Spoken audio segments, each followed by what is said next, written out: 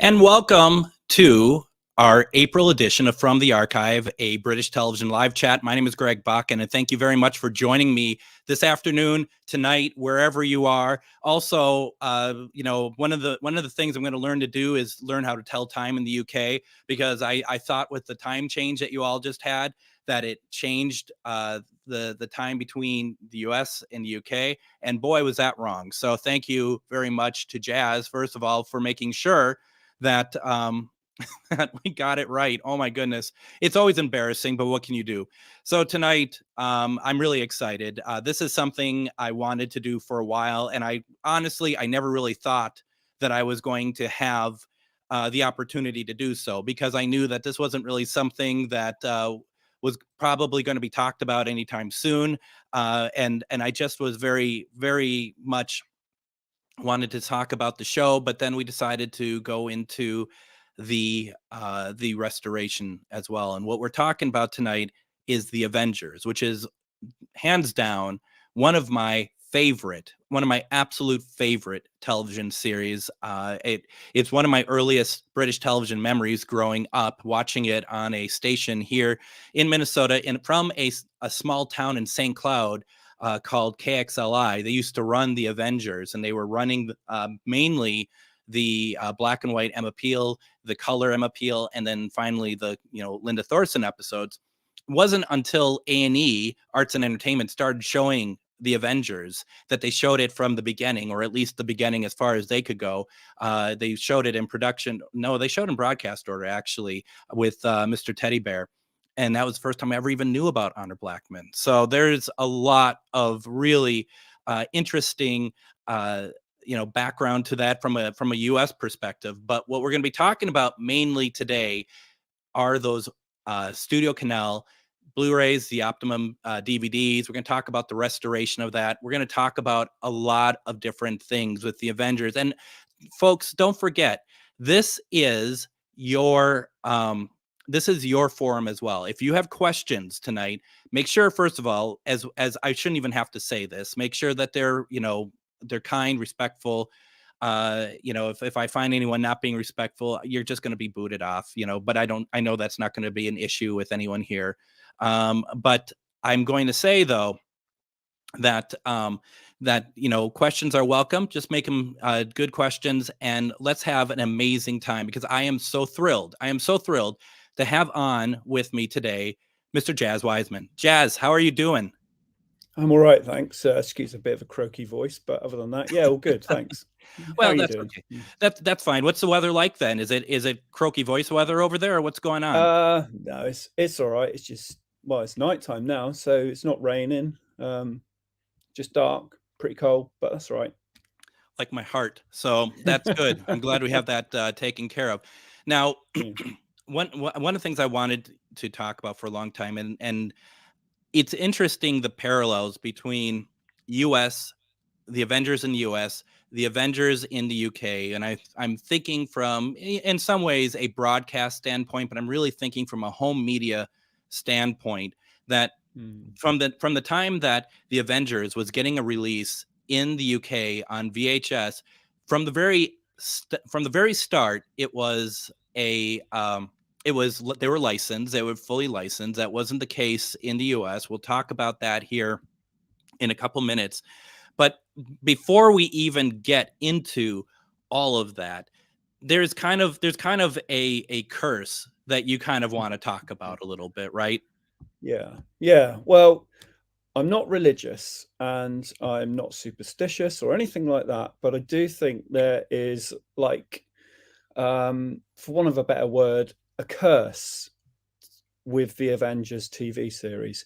I just made a few little brief notes myself the other night when you and I were sort of doing a brief prelim chat about this, and I just want to go through this with the viewers, or the people watching, about why I think this might be, and then we'll come on to obviously later things that happen with this series. Absolutely. So if we start right at the beginning, we've got the recording of series 1 episodes onto VTR tape that were allegedly not recorded in many of the Avengers books that were offered for repeats, and then obviously then got wiped or lost or destroyed. I think that's the first curse. Yeah.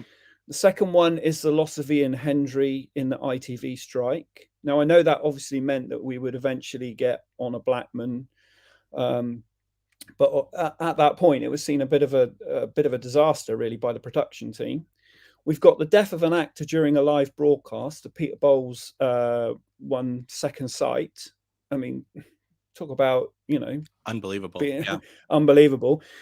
We've then got the change of the production company, which was from Iris, which was the Leonard White company that made the first 3 series. So we've got Ian Hendry, Honor Blackman, Julie Stevens, John Rollison, etc. episodes.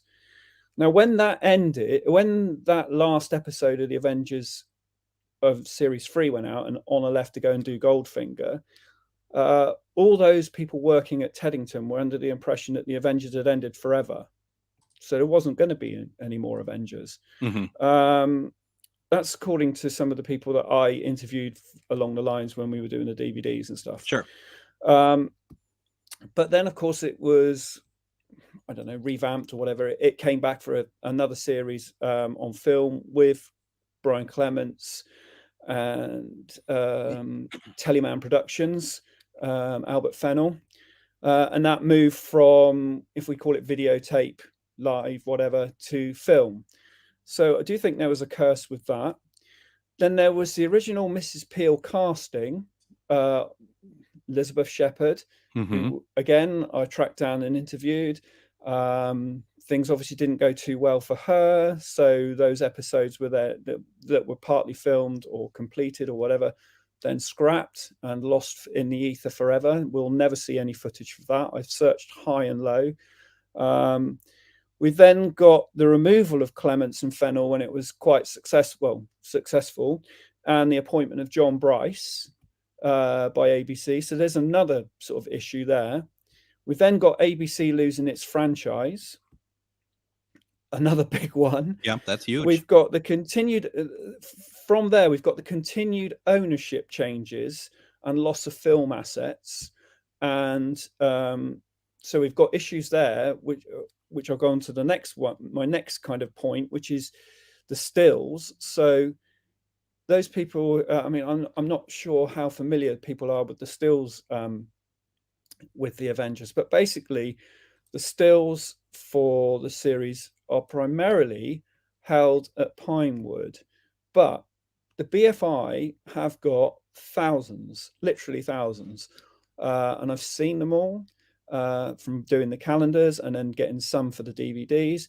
Now, they were the stills that ABC had stored at the TV Times archive, and when all the changes of ownerships, the stills that were at Pinewood weren't put with the stills with the TV Times. So in effect, the stills that were at Pinewood were originally at Elstree. So there's gaps, if you know what I mean. If you could get all of them together, you'd have the whole lot. Wow. But sadly, that's going to be very difficult because the BFI are pretty tricky about this. We've then got the production history being rewritten in the 80s to be that Brian Clements created the Avengers. Now, I've got nothing personally against Brian. I knew him quite well. I got him to do commentaries and stuff for the DVDs. He did various things for me, not only just for the Avengers, but for ITC stuff. You know, I've even been to his house and interviewed him and done things with him. So he as a person, I have no problem with him, but I do have a problem where he had some, for want of a better phrase, yes men rewriting the history that he created the series when he didn't.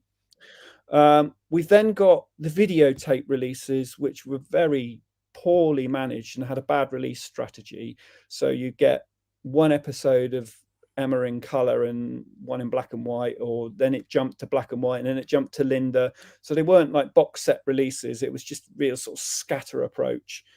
We then got the Contender DVD issues, which were authoring problems with the Follow the Hat feature that just kind of didn't work, depending on pot luck, I suppose. And sort of a lack of extras. And then that's the point I'm going to stop, because when we get to me working on the Avengers, my God, these things like sound like nothing in comparison. So Well, yeah, and that's yes, and that's it, and that's really interesting, and it's also really it's surprising in a sense of the true nature of this program to kind of it seems to want to keep surviving somehow, doesn't it? Yeah, it does. Yeah. It just can't you can't really quelch its spirit. So real fast, kind of you had alluded to, you had talked about the VHS releases from the 90s, right? Really. Yeah. Yeah. And here's That's the ones. here's some of them at least. And I've always loved the kind of the Target background to Steed and Emma. All the other covers are good, but I never actually owned any of the PAL VHSs. And were the quality any good on those, or were they pretty poor? They were okay, I suppose. I mean, I had them all, but obviously I don't have them now. I got rid of all the VHSs, and I had that also had that sort of suitcase thing where it had 3 episodes in it. It's like a gun and a rose on the top as well. I can't remember what that was launched for. I think it was something to do with Forbidden Planet. I'm sure someone here will tell us why and what it was for. I can't remember how good they were, to be honest. I was just disappointed in like I say, the scattergun approach. I kind of like prefer just to have everything like a series or a season, depending on what you want to call it, in one go. And I think DVD and Blu-ray companies have realized that now. Obviously, with VHS in those days, that would have been a box like this big, huge thing. Yep. I know they did it for The Prisoner. Yep. Again, only 17 episodes, but if you're going, I suppose if you're going to have a box this big, it does have A, cost implications, and B, actual like stores having it on the shelf, because you've got to remember that all the stores have shelf space, and all the product was always fighting for shelf space, especially archive television stuff. When if you think about it, you've got the Avengers, which is kind of a big hitter, but you've got The Prisoner, which is a big hitter, and if you're going on to other things like Doctor Who's a big hitter. So all these programs are fighting to kind of get the shelf space in your HMV or Virgin or your local independent store or whatever it is. So yeah, I couldn't tell you now, Greg. It's been it's been so many years since I've seen a VHS of the Avengers from that time. I mean, I just dumped mine. Right. No, and I assume too that part of it would probably be like the scattergun approach is probably because it feels like VHS is almost more made for that than DVD, like because of space and whatnot. And it kind of felt to me that you're gonna try to release the best bits first, whatever that, if that's really truly a thing, because you never know how long the range is going to last. You can't do that with something like Survivors or something like that, but you can certainly do it with the Avengers. It seems like how much of in this original run with the with this like the Target background is that how many of the episodes of the original run ended up getting a release, or over the course of the VHS run did the entire series of what was available at that time get a complete release then? I seem to remember, and please correct me if I'm wrong, if anyone knows this, I seem to remember that were, I think, 26 volumes, but of course that included some Linda Thorson episodes. So from memory, I don't think all the any of the seasons were actually completed, but I could be wrong, because obviously they had those ones that you had at the bottom, which were I can't remember what those things, they were all like a certain collection. It's like the celebrity guest collection or whatever, the Kinky Boots collection. So some episodes that were missing, could have gone on and been on one of those. To be honest, I don't have any of those videos anymore. I sort of did a cull of videos, and I got rid of them all. I didn't even keep the covers for the Avengers in the end. Yeah. Well, I should explain, you see, because yes, the thing is that ITC series are the things that are like close to my heart. Yes. Whereas much as I like the Avengers, it doesn't have the same appeal to me.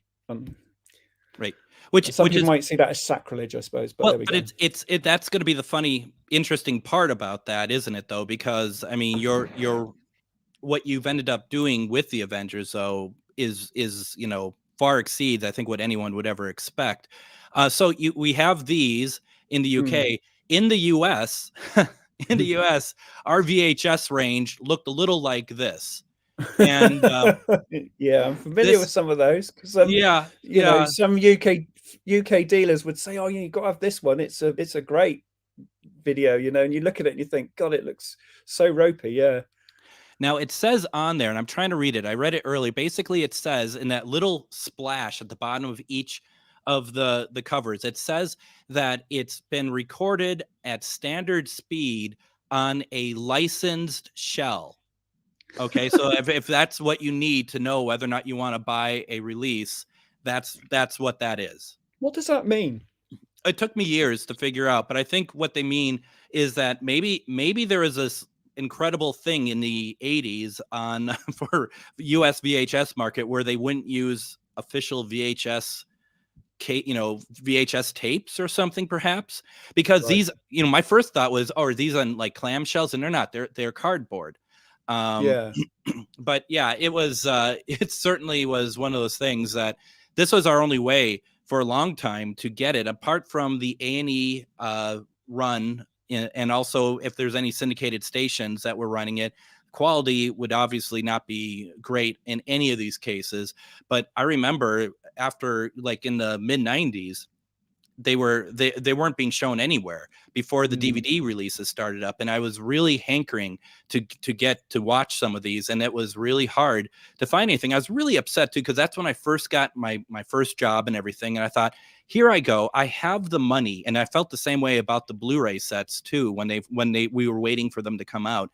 um Here I have the money to buy this stuff, and they're not available. I want to buy officially licensed Avengers, and I couldn't find it anywhere. Finally, there is a station that Encore Mystery or something like that on cable, and they were showing it. If you got the Encore package, they would show the Avengers every day. But this one station that was available to everybody would show like the best of all their networks throughout the week. Friday was Mystery Day, and they would have the Avengers. And as I mentioned to you in chat, Jazz, that they would play a different episode every week and from a different era completely. And that was really difficult because, like you, I want things to be in order. I don't want to have on one tape having an Ian Hendry episode and then a Linda Thorson episode. That just grosses me out for some reason, and I have real issues with that. So what And ends me. up, right? And I mean, and so what, but that was the only way. They looked good for broadcast. I mean, they don't look what they do now, but they looked good enough to my eyes. But it was like, well, for God's sake, it's just impossible to get anything to look the way, to get this stuff. And this is one of the greatest series ever, and it's so hard to get any sort of anything out of it. So I'm just looking at comments real fast so we can keep up with stuff. Just give me one quick second, folks. Andrew says that he still has a few of the US releases, and they were so scattershot that even if there had been intention to collect them all, it would have been nearly impossible given the repetition, etc. My guess would be, and anyone can correct me, my guess is that these are from somebody's private film collection that they were able to maybe source from, and that's why you would never get an entire run of the Avengers, would be my guess. That they had access one way or another to 16 millimeter. And I had friends who had 16 millimeter episodes of the Avengers, and they were, they weren't 35 millimeter, they're 16 millimeter. So, and Phil says US tapes look awful, artwork that barely reflects the series. Yeah, I would argue that it doesn't reflect it at all, to be very honest. Yeah. And then Ian, good to see you, Ian. Other classic TV series like Doomwatch and Adamant Lives only got a couple of episodes released on VHS. That's very true. And I think that's my point I was trying to make, Jazz, was that, and I think Adamant and Doomwatch both tried to go in order from the very start. Yeah. There were 2 VHS releases of Doomwatch, one of Adam Adamant. They were both from the start as best as they could be. And, you know, I think it might have killed the range just because maybe it just didn't ignite with people. I don't know. It's Yeah, I interesting. think that some of those, you know, in particular, Adamant Lives is probably so niche that you know, we talk about it, you know, because we're kind of familiar with it. But I Yeah. think to most people out there, you know, they might have obviously heard of Doctor Who, and they probably heard of the Avengers and things like that just through cultural references. But something like Adam Adamant Lives is a real, you'd have to know your archive TV kind Yeah. of stuff. And if there's lots of stuff coming out, like people have been talking about, you know, on video at the time, it's, well, do you choose this one or do you choose that one? You know, if you know, because they weren't cheap. Let's face it, they were like, over here they were like 10.99, one tape for 2 episodes, kind of thing. And if that's your budget, you know, and you are going to say, well, I prefer the Avengers, I'll stick with getting the Avengers, and I'll get Adam Adamant Lives in 6 months or something. By that time, that tape might have gone, and sales do drive the market in this industry. It really does. And I mean, I say I get it, you get it very well. And that's one of the things we're going to be talking about here in general, you know, budgets and how things just don't magically happen when you're working on these type of releases. Julian says, and Julian, I believe, Julian, correct me wrong, you worked in that field to some degree, because he's been very kind on my Doctor Who VHS videos. Oh my God, I said Doctor Who again. There should be like, Jazz, there should be like a buzzer every time Swear I say box. Doctor Who, right? I'll tell you what, I'll hook you up to a little electronic thing, and every time you say it, I'm going to press the button, and you can jump out your seat. No, I think Julian's right that with the $12.99 for the Avengers, I'm probably thinking of, say, like, you know, the ITC home video range, which was $10.99. So, but yeah, thanks for pointing that out and correcting us, Julian. Apologies. Publicly, might I add. So you know, that's the thing though, is that, and you know, and I'm not trying to get us off topic here, but that's the thing it's just amazing how we've kind of moved in an area that is, we paid a lot back in those days for VHS. Now, granted, and maybe I'm wrong. You're going to know much more than I will. The cost of making VHS back in the day versus authoring and doing the restoration on a show like The Avengers, where back in the VHS days, you didn't have to have extras or anything. You didn't do any restoration. You may not have even grabbed it from a film source. You may have grabbed it from a video, like a 1-inch or something like that, to put it out into video. Now it's expected that you're going to be putting stuff out, you know, going back as best as you can. This seems to be the expectation. Doesn't always work that way. Back as best you can, hopefully some restoration and hopefully some extras. And yet the price point is less now than it was, when you really think of it, than it was back in those VHS days. Yeah, absolutely. I mean, you know, the VHS days, and also the format, you know, the VHS tapes, you know, you could put them in and fast forward and rewind them, but the tape would kind of warp maybe. That I don't think the companies really understood at the time the value of the added bonus material. I think that was kind of something they didn't quite get at the time. And you can kind of understand why, because, you know, a lot of these things were coming out on video for the first time as a commercial release. I know that had been some Super 8s and stuff way back, but this is the first time, say, like the Avengers was getting a release where people could buy it on the home video market. So it was a sort of thing to go to get them to do that. So to get them to do bonus features and stuff, that's just way beyond what they even thought about. And in terms of cost, yeah, you're right. I mean, because, you know, in the big sort of places like VDC, which is in Wembley, the video distribution center, where literally you'd put your master video in and they would have like 100 video machines lined up, and they'd be like just duping it from that one thing. So they'd be, you know, okay, you had to dupe in real time. You couldn't dupe in fast forward or anything like that. But you know, from one master, you could get hundreds of copies. And, you know, I don't know how many Contender ever made these videos, you know, whether they made 3,000, 5,000, 10,000. I was never privy to those kind of numbers because I wasn't really involved in any of that. So at the time, I was just a punter who was buying them. But yeah, now there's so much work that goes into like you say, if you release something that's unrestored, you're taking a huge risk. I mean, if it's something so rare that, you know, the materials aren't great and people understand that, then you might be okay. But you've got to put so much work into these now to get them right, if you know what I Yeah. mean. You can't release a substandard product now because people vote with their feet. And whereas before they might have been happy with just 2 episodes of the Avengers on VHS for $12.99, now if they're gonna buy a box set, they want it restored, they want special features, they want the best presentation they can, and quite rightly so. Yeah. Because, you know, at the end of the day, it's a commitment that you're giving, say, 50, 60 quid for something, and you want it to be right. And I totally understand that. You know, I'm the same because I'm a Yep. punter as well, you know. Yep. And I although I do lots of work for DVD companies, I still go out and buy everything else that I want, you know, and I want Yep. them to be right.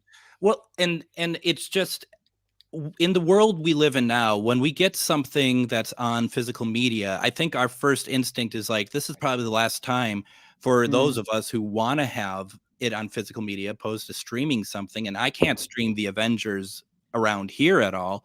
But I can't do with streaming. I can't deal I with don't it. like, and I don't like streaming either, even Mm, though sadly, like if I want to watch something in my collections upstairs where I'm at right now, and I'm down over mm. here watching it, maybe I'll stream it because I'm too damn lazy to go upstairs and grab the disc and bring it down. But tonight I want to watch House of Cards with a guest I have here in house, and I want to. So I'm going to have to go upstairs and get it. And we're in America, we're the only ones to have an HD presentation of it, and it's not streaming. Mm, I'm kind of getting away here a little bit on some stuff, but um, you know, the physical media aspect of it though is like, I think a lot of us think this is going to be the last time that's going to be made available as a physical in yeah, physical media form. So we do want it to be right wherever it yeah, is. And I do want to quickly tell people, I'm seeing your questions in the comments. I'm not ignoring you. I kind of want to get to a point talking with yeah. Jaz about stuff that we haven't even scratched the surface yet, and we're going to do now, so that we can make sure that the questions are right. So like Yeah. Peter Sorry, and Ian. I was laughing there that I saw Julian Knott's comment about VDC being the cheapest and nastiest, and he's so right. It's They are. brilliant because they were horrible. I think they're the ones, and correct me if I'm wrong, Julian, they did Blackadder's Back and Forth like in 1999 or something like that, or even 2000 on VHS. And I had to get it twice. Each time had a bad sound problem to it, and Oh each God. time had a bad sound problem to it. And it was really disappointing. Well, we So had Carlton had some discs when I was working for Carlton. We had some discs done there, and it mhm. was let's say it was a place that animals that go oink oink might live in. Oh God. I need to be careful in case I get sued. But you know what I mean. Anyway, moving on. And yes, Ian, we're definitely going to talk about that. That is going to be a hot topic. Before, so like we said, we had this Yeah. in the US. In the US, we had these on DVDs by Mm, A&E, which was very, to me, it was welcome. I know a lot of people, a lot of my friends were just like, well, these don't look very good or whatever. To me, I was getting the Avengers in broadcast order. They were good. I was surprised when they went back to even the Honor Blackman episodes, because I think they mm. did color peel, black and white peel, and then they went to the Honor Blackman. And I think Linda Thorson stuff was actually one of the last things released. But then we come to this. Does this look familiar to you? I was going to say they were also VHS, weren't they? First. They were VHS. Yeah. Only, I think, probably only really I thought I was the only one that had these. Look at this. This was a pretty sweet set, though. I mean, apart from the fact that every case was broken by the time it got to me, this was a Yeah, pretty and sweet me. set. I worked on it. So, how about this? Yeah. How did you? I mean, how are we at this conversation right now that we're talking about you working on the Avengers releases at all? Oh, okay. Well, um, after I left Carlton, um, I was doing DVD production there. Did mostly ITC kind of stuff, Jerry Anderson stuff, but some rank films and Hmm. other things like that. I went and worked for a company called Slow Dazzle, who are a calendar producing company, purely because it just so happens that I'm a graphic designer. And on the back of one of their calendars, Carlton had put an ad, and I had designed the ad, I think. And I was talking to the guy who ran it, and then suddenly he said, "Oh, we need someone to design some calendars. Can you do it?" And I just left. And yeah, sure. And I ended up working for them. Hmm. And one of their titles was The Avengers. Um, so Paul, who was the guy there, he knew that I liked The Avengers, as well as liking The Prisoner and all that. So he said, "Oh, we'll go to Pinewood. I've got a really good relationship with them. We'll go and find some new stills," because they sent us some CDs and we've had them for 3 or 4 years. I think they've done 3 calendars, maybe before that, maybe 4. I can't remember what year I did the first one and when it all started. Anyway, we went down and met the guys at Studio Canal in Pinewood, who were really lovely. There was a guy there called John Heron who was so sweet. He was the guy who ran the whole archive. And I got on really well with him, like a house on fire, to the point where every year when we did the Avengers calendar, I used to say to Paul, "I'm going to go and see John down at Studio Canal." And he was like, "Yeah, all right." And he would come and they would talk about, where we're going to carry on. I'd just go off in the archive. And then it came to the point where I'd go into the archive and I knew the guys in the archive, got to know them really well. And there's a really great guy in there called David, Hmm. who, I'd go and root through stills and stuff. And he'd say, "Oh, do you want to see something I've just found?" It'd be like Avengers test footage for the replacement for Diana Rigg. He'd say, "Look, have a look at this." So in the end, I'd kind of go down there for a day and I'd find what I needed to find in a couple of hours and spend the next couple of hours looking at film stuff, which was Mm. fantastic. Yeah. And of course, all of this stuff, I just kind of made little notes. So, maybe we could get a screen grab of that for a calendar somewhere, So I did all of those, but I was also working kind of freelance for Umbrella in Australia, doing lots of ITC stuff, doing commentaries and finding, film footage that was here, and, providing them with additional bonus content, and other companies. I did some stuff for TF1 in France and a number of other companies around the world. And I think John, I've been talking to John about Randall and Hopkins. The thing is, John Heron, and there's another guy called Charlie Baker, who is he was brother of I'm trying to think of his first name now, who was the third assistant on all these ITC shows. Mm. I even did a commentary with Ken Baker. Sorry, Ken Baker. name's Okay. yeah. So Charlie was Ken's brother, and Charlie had had the original Winged Avenger. He worked on the Avengers because he was working at Elstree. He had the original Winged Avenger helmet thing that Oh, the wow. crow, and he Yeah. brought it in one day, and he said, "Oh, it was lying around the props department afterwards, and I picked it up," and they said, "Oh, you can have it." And then Paul sort of said, "Oh, if you ever want to sell it." So anyway, they had their chat, and and I think I'd said to John, "Oh, I've just been doing Randall and Hopkirk on DVD," and talked to him about, because he was familiar with Randall and Hopkirk, and he said, "Oh, right, yeah, I remember Ken and Annette and Mike Pratt." And I said, "Oh, I've went out to New York and filmed some stuff with Annette, and went up to Liverpool and met Ken and did some stuff with that." Told him all about it. And then the next thing I knew was I was getting a call from Studio Canal in London, a guy in the marketing and press or PR department. He said, "Are you Jaz Wiseman?" And I said, "Yeah." And he said, "Would you like to work on the Avengers DVDs that we're planning?" And I'm like, "Well, how did you get hold of my name?" And they said, "Well, we obviously John Heron recommended you, and we've managed to track down an umbrella DVD set of Randall and Hopkirk, and we want you to do something similar for the Avengers. So I said I need to think about it, because the thing okay, is yeah, go ahead, because I'm wondering what your reservations would have been at that point. My reservations were that from the initial conversation, they said to me they wanted to release the Diana Rigg series in color first, and I didn't want to do that. So I said to them, "Let me have a think, and I'll come back to you, and I'll talk to you tomorrow." And I kind of needed to get my case together, really. And basically, when I spoke to them next time, it's like, yes, I'll do it, but these are the conditions. The conditions are that we start right at the beginning. That's not starting with the color Diana Riggs. That's starting with the surviving Ian Hendry episodes and Honor Blackman. I want to do them in chronological order. And basically, I want you to agree to what I'm saying. So you mean production order then, right? Yeah, so I want to do this not set broadcast first. order, but production order. I want to do that set next. Yeah, But I mean, like it doesn't start, like series 2 doesn't start with Honor Blackman as far as production wise, but broadcast wise it does. And you wanted to do it production wise, right? Yes. Yeah. Okay. Yeah.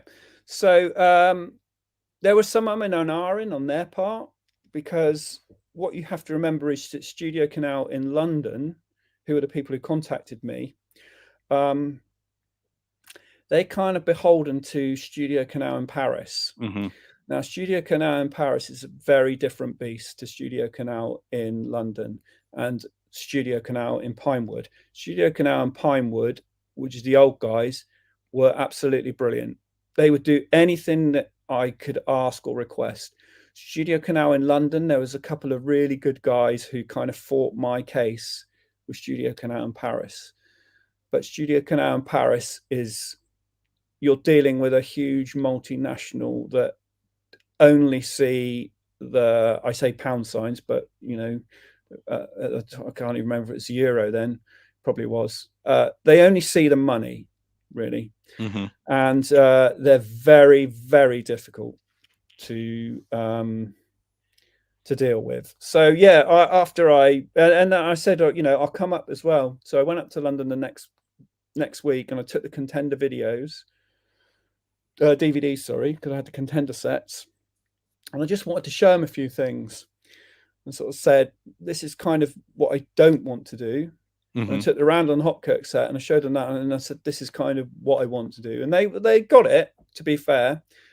But I should spin back a bit, actually, because I've just remembered, and this is going to be important, that before I did this, I'd already recorded 2 DVD audio commentaries for the Avengers using the Contender Masters on the assumption that someone is going to record the Avengers soon. And I got very friendly with Roy Ward Baker, and I knew Roy wasn't very well at the time, and I was thinking, like, if we don't get his memories now, it's going to be too late. And I do not want that to happen, because he's got such an important part to tell in the Avengers history. So we recorded commentary for Town of No Return with him and Brian Clements, and we recorded one for Split. And I paid for them myself, and I took the punt that somewhere sooner or later, someone will release the Avengers, and this is good stuff to have, because these are very important people, Roy especially, because I knew he was ill. So when I had this meeting, I said to him, this Randall Hopkirk set's got some commentaries on. I said, I've already recorded 2, so we've got the ball rolling. And yeah, they did agree. So, but my next challenge was to get them to tell Studio Canal that the release date that they had penciled for the color Diana Riggs was not going to happen. Yeah. Which that didn't go down too well. So they said, all right, then eventually, okay, we need this one out in 5 weeks.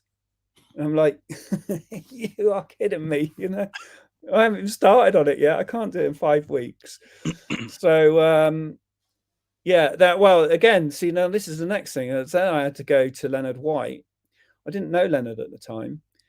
And my first conversation with him was quite tricky, because he said, "You're just going to do what everyone else has done with the Avengers. Why do you want to talk to me? Mhm. No one wants to talk to me as such, because, Brian Clements is the Avengers, isn't he?" And I'm like, "Well, no, actually, he's not. And we're not going to start with Emma Peel. That's a year down the line. I want to start with Ian Hendry." Well, and in fact, I said, "I am starting with Ian Hendry. And I want you to have the chance to correct some of these things that are in print in books that lots of people have been led to believe is correct, when actually I know that it's not right. Right. And I'm going to give you an open platform to tell your story." And I went and met him at his house, and he was, do you know what? He was so, so lovely. He was the sweetest old guy you would ever meet. And bear in mind, I've just walked in his house. Don't really know this guy. I've spoken to him on the phone, and we're just chatting about things. How are you? What do you do for a bit? He wanted to find out a bit about me, and I kind of said to him, "Well, to be honest, I kind of come from the thing that I very much into the production people on these programs. I like Mhm. people who wrote the scripts, and I like the directors." And he took a shine to me, I think, because of that. Because much as what goes on screen is great, I'm very much interested in what goes on behind the screen. Yeah. Behind how these things are made. I'll never forget, within that first day of meeting him, he had shown me all the original caption cards for the Avengers. The police surgeon one he had the two for the Hendry season, and one for Honor Blackman's first season. But Wow. staggeringly, he said, "I think these might be of interest to you then." And he produced these 2 scrapbooks that contained telesnaps of the Hendry episodes. And I was literally on the floor for about 10 minutes. I said, Because no one knew. No one knew at that no, time, right? well, I don't know if anyone knew. No one had bothered to make the effort Or in asked. the Avengers history to ever give him his chance to tell his side of the story. It was always like, again, it sounds like I'm being horrible about Brian, but I'm not. It was always like Brian's side Yeah. of the thing. Mhm. But Brian wasn't really there for the first 3 series. Yep. Okay, he wrote some episodes, but he wasn't involved in the day-to-day production, and I couldn't believe it. He said, "Take them away, use them for whatever you want." These are like gold dust, and this guy's just, first time I've met him, he's giving them to me to say, make use of them. I could not believe it. And I got to know Leonard really well after that. He was such a sweet guy. He was so kind, so generous. And I think that if I've done something good with that release, I gave him the chance to have his side of the story heard. And I hope I've corrected a few facts that weren't quite right, and that now if people were to write a book about the Avengers, maybe they might actually consider including his invaluable contribution, because he was the one who knew Patrick McNee. He Mhm. was the one who came up with the word "the Avengers" as the title. Sidney Newman didn't know what it meant, but he said, "I like the sound of it." He was the one who devised the format. He was the one with Sidney Newman who said, "We've got Hendry, we'll put him with Pat McNee." I mean, without Leonard White, there wouldn't be an Avengers. So I really wanted his side of the story. And my God, when he got the chance, he sung like a bird. He was absolutely brilliant. He was so grateful. It's amazing that he had been sidelined for so long in all ways. Mm. Yeah, he was on that Avenging the Avengers Right. documentary, but he asked to be removed from it because I think that somewhere along the lines it got again into the commentary. Well, that really wasn't the Avengers. The Avengers was like Emma Peel, and he didn't like that. So he was just sensational.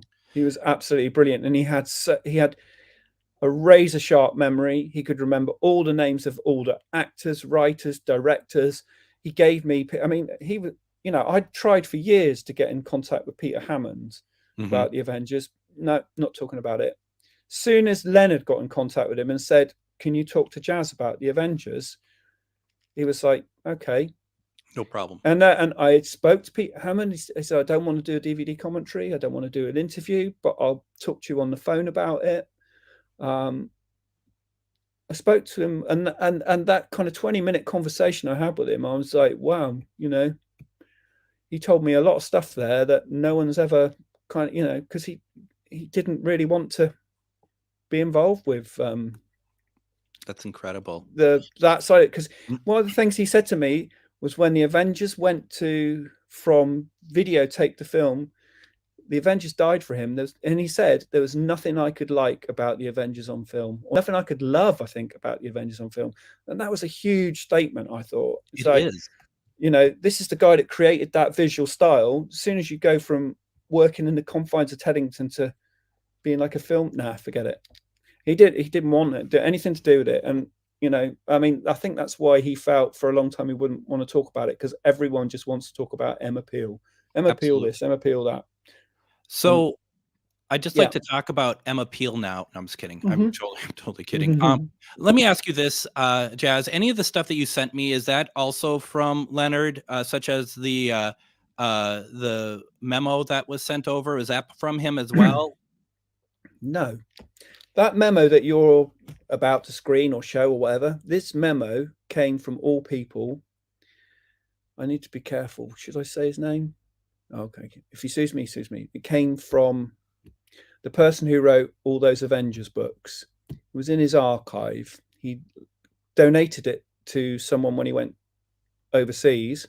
That person then shared it with me, and I could not believe that the person who wrote these books had this memo and had gone into print and said that the early Avengers episodes were never VTR'd. If you want to share it, you'll see the proof that they all were. There it is. So what we have here, Jaz, why don't you walk through what this is saying? Okay. This is from Michael Chapman, who is part of the Avengers team. He was a great friend of Leonard White's. And this is offering the Avengers the first 11 episodes for repeat. That's because they were all recorded on VTR. There are VTR numbers there. And they were being offered to, I think it was Anglia. I can't remember which region it is now. But this Anglia, is, this is 30th of March, 1962. There were things written in those books that said that some of these episodes just went out live and were never recorded. This is the proof, and that person had that memo. So why they decided to go into print and say that they weren't ever recorded, I don't know. Anyway, this is the proof. And, you know, I showed that to Leonard. He knew who they were, you know, and I'm like, why didn't anyone ever talk to you? He said they just never did, you know. No one ever knocked on the door and said, "We're doing a book on the Avengers. Can we talk to you about it?" I just couldn't believe it. It's really I mean, you know, obviously, I mean, for those of us, right, that have been around for a while, and in UCLA, the first act of Hot Snow was recovered. Girl in the Trapeze was recovered. These are episodes that were part of the never been recorded collection. Well, then why did they exist was always, you know, the big question. But, you know, I was looking at Kaleidoscope at their TV Brain site, and I had noticed that, you know, they don't even have it. And I think Simon Coward, who does such an amazing job of updating that site, and that's what I don't think he's ever, I would be surprised if he's ever even seen it, because they don't have the VTR tape numbers and stuff to it, which is something that they put in there all the time.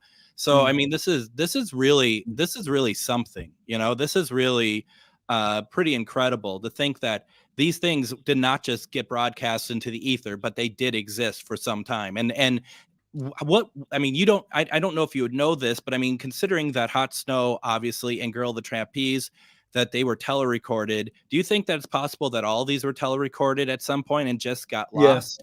yeah, yeah. I mean, talking to Brian Tesler, who's also mentioned on that memo, because the memo went to him. You know, he when we did the Avengers at Chichester, the 50th anniversary event,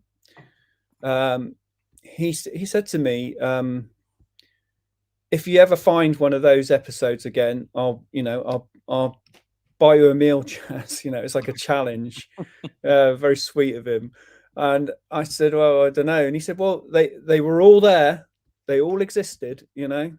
So I'm convinced that they were, just because, you know, we've got a memo. He remembers. Leonard remembers. So I think that somewhere they were there and they've just gone. I think they probably survived into 1963 as well, because that's dated March 62. I don't know much how long after that they might have existed, but I just got this sneaky feeling that they wouldn't have been wiped until then at the earliest, or re-recorded over or whatever. It really begs the question of how did like UCLA get a hold of those two episodes, and also Tunnel of Fear for that matter too, because that was in UK that it was found. Yeah. Now, kind of jumping around a little bit, looking, and I don't know if you would know this. I mean, let's see, Girl in the Trapeze, that was 2002, if I'm not mistaken, that it was recovered. Yeah, I think so. Yeah. I was very fortunate because once I saw that someone by the name of Big Dave online was checking what UCLA was putting up in sections, their archive holdings, and he ran across the Avengers Girl in the Trapeze, which is why Hot Snow wasn't up there yet, because they just didn't put that up there. I was lucky enough. I had a friend, Sean Lyons, who does the big, dare I say it, Doctor Who convention in LA. But his partner, Chad, worked at UCLA, and Chad very graciously, over his lunch break, he went to UCLA to the library, and he was able to access it and watch it for us to confirm for ourselves, and actually for Studio Canal, that it was indeed Girl of the Trapeze, which was really fun to do. Obviously, they couldn't get copies or anything out. Studio Canal had to work directly with him. But the thing is, do you know, based on the fact that two things were found in that archive, was there a more serious effort done to UCLA, talk to UCLA about, well, can we just make sure that there is no other Avengers in your collection at all? Was there like any sort of like, we can say with finality that there is nothing in UCLA that is attached to the show The Avengers? I think we can never say never, because with any film archive, there are always cans that you open believing that it's going to be this, and you open it up and it might be, but there's also might be another little reel of something. I've been working with someone recently, and we've had this only happen in the last 2 weeks, where we opened a can that we thought was something, and it was, but there was also another reel of film in there that once we saw, we were both like, wow, that's added another dimension to the history of what this program is. I'm not going to go into the specifics of that because I can't contractually, but unless they open every single film, a can of film, I would say there was an exhaustive search, but yeah, as far as I know, that's the best that they could tell, because who knows if Studio Canal did the same thing at the time of Girl the Trapeze, but Hot Snow wasn't found for another 6 or so years later, if I'm not mistaken, something like that. I don't quite remember, but to your point, and that obviously was how like something like Adam and D for Destruction was found, that it was in a mislabeled film can. Lots of that happens. So it does happen. It happens to the best of them. Noel, we'll show something with Tunnel of Fear in a bit. It's interesting that you say that, and I was under the same impression as well about that myself. one other question about the series 1 through 3 sets, and let me know if there's other things you want to talk about within that. But obviously, once you got through to the series 4 through 5 or 4 through 6 sets, your attention changed, I think, in terms of how you could restore the episodes and whatnot.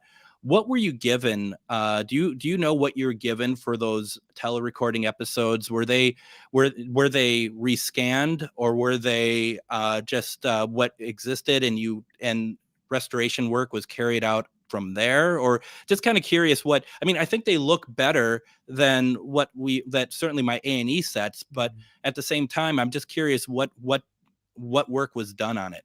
Okay.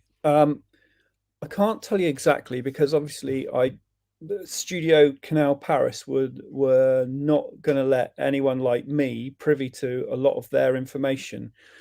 But I think they did something, because there was a definite mistake on one of the episodes where it kind of jumped around a bit. And this is the thing, they sent me the discs to look at, to check, but they didn't ask me to check the episodes. They had someone at their end checking the episodes. Now, Right. It didn't dawn on me at the time that the people watching the episodes at their end did not know the episodes, if you know what I mean.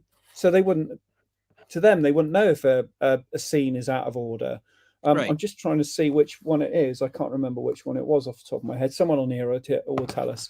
But so, I would go through and check the Easter eggs were working in the right place, all the navigation was right, the special features were right. The actual watching of the episodes was someone else's thing. I'm not trying to pass the buck, but you to sit down and watch all of these and do all of that, that's a mammoth task that you just can't do. So I didn't even know, because of course when I got this finished set, I didn't even bother watching them because I was working on the next one. Right. I didn't even have a chance. So that was a bit of a thing. But yes, they must have done something, because obviously that episode was, I think it jumped from sort of 11 minutes to 16 minutes, and then the bit that was in the middle was tagged on later in the episode. And of course, they went up the wall about it when I explained it to them. They were like, "Oh, well, we've manufactured them all." Well, you're going to get a whole lot of sets come back if you don't sort it out. And they did manage to correct that mistake and issue replacement discs. Sure, which I don't believe I have now. That I don't think I even knew about that, so now I'm bummed. So I probably might even have, I don't know, I might have a spare one here, although I did have a cull of all the Avengers work. Okay. I mean, seriously, I had a box like this full of test discs and check discs and this, that, and the other disc. I think there was some in there. I'll have a look. If I've got a spare one, I'll send you one. I appreciate it. I got a couple things that a couple people have mentioned. Let's get some questions. Go for it. So Andrew, my friend Andrew, has asked, was a process like VidFire considered? Do you know? I mean, like you said, because I know think all about this. I know all about the VidFire of the Avengers. Yeah. So was that ever considered? Because I mean, I think a lot of us love that look of returning film to a videotape look, just as it would have been broadcast. Just wondering if that was something that because as VidFire itself, the term VidFire is proprietary to Peter Crocker, if I'm not mistaken. Yeah. But I mean, other such things could happen. Including someone who offered to do the same thing for us for basically a DVD set. But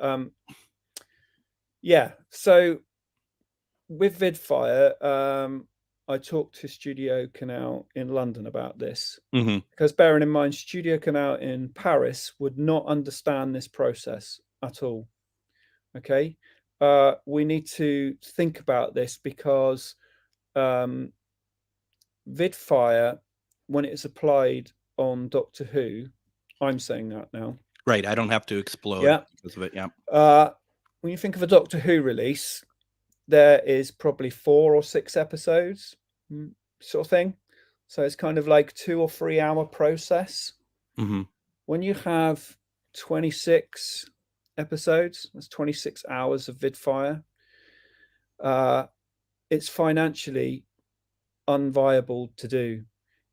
They cannot justify the amount of money it would have cost to do it. For you're going to have to do it for this set, and you're going to have to do it for this set. So altogether, that is like, I don't know, 50 odd episodes. Mm-hmm. The return that they make, it just couldn't justify it. Studio Canal Paris didn't understand the kind of process of it. I had someone who had an alternative to Vidfire offer to do it for free, but that would mean them having access to the restored, or the new masters.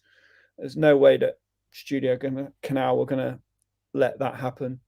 So Vidfire was considered, but financially, it's just not going to work. Not for a series like The Avengers, where there's so many episodes. You can't. And I know that people say, "Oh, but let's face it. How many people saw the Honor Blackman series go out live?" I mean, it's a nice thing to have if you want, but it doesn't bother me. It's not Vidfired. It really never bothered me. As soon as we went into the costings of it, and we were like, "Whoa, okay, that's fine." You got a phone call. It's angry people that you didn't Vidfire. It says on there, angry fan is who's calling me right now. They're coming to get me, right? They and they've been after me for years. Here's the thing about Vidfire, though, too. And I know that there's people in the chat, they're kind of insinuating, well, there's other ITV series that have gotten and whatnot, and I totally get that. But the thing is, I think what we're looking at is two different things, and correct me if I'm wrong, Jazz, is that first of all, a lot of those, I would think majority of the ITV series that had Vidfire applied were released via network, not through Studio Canal. You said it yourself, Studio Canal. That Studio Canal is something where they don't understand what it is. To them, it's going to be a niche thing when you're doing a lot of other things. And plus, it's not just applying it to the episode. You have to now also re-edit it, because you got to reinsert the bits that are supposed to look like film and put those back into the episode. So it's not the location shots that are looking like video as well. So there's something more that can be done, that needs to be done with it than that. And I think that I would have loved to have seen Vidfire, but at the end of the day, I mean, I think that, like, to your point, that it's like, well, no one's really seen it that way. You could say the same for Doctor Who and almost any of these, apart from Ian, who is in the chat. He's seen everything when it was broadcast. I love Ian; he's brilliant, and good for him. But so be it. Now, Ken, though, says that all the telerecordings were rescanned for the series 1 through 3 box set, except the Frighteners. Yeah, I think he's right. But again, the Studio Canal Paris just would not let me know half the things that were going on. But I do think he's right. Yeah, the Frighteners did look pretty ropey, to be honest. Which is kind of a shame. But I remember when Girl in the Trapeze was released, or at least let's just put it this way, no questions asked, when I got a copy of it before it was released. I remember that probably is one of the best tele-recordings I'd seen for the Avengers, in my opinion. And I still think it stands up as one of the best, quite honestly. Yeah, it's pretty good, actually. Yeah. Sorry, I'm just running my life during this live as well. Okay. So, wow. Do you want me to answer some questions? I thought you were going to say, do you want me to go? No, it's my end. It's my end. So, and I mean, like Noel says, like, why not the Frighteners? I mean, who knows, right? I mean, I don't know why anything happens anymore.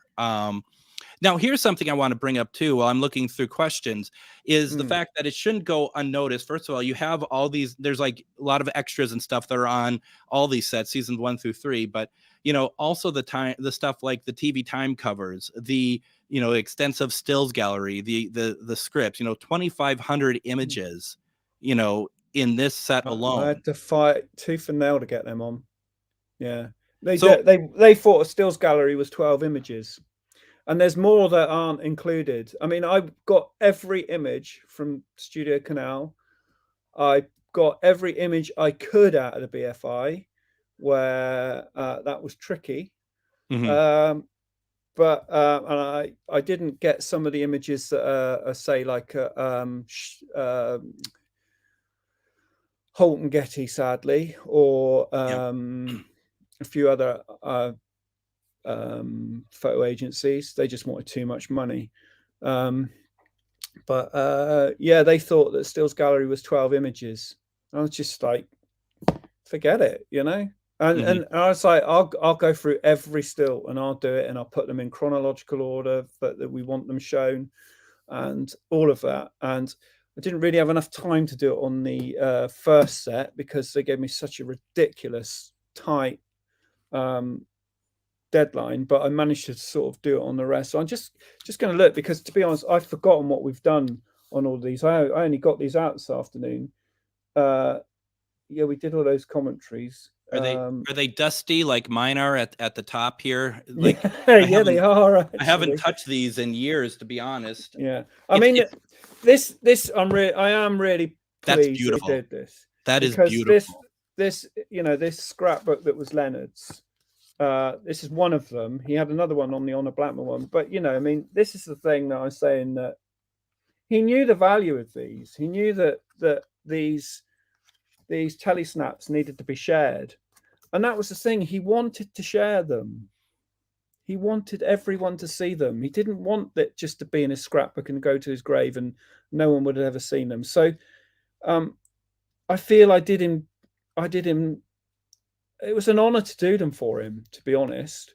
And it just meant that kind of he got the chance to share some amazing things. You were able to do it right for him, basically. Yeah. I wanted to do it right for him, you know.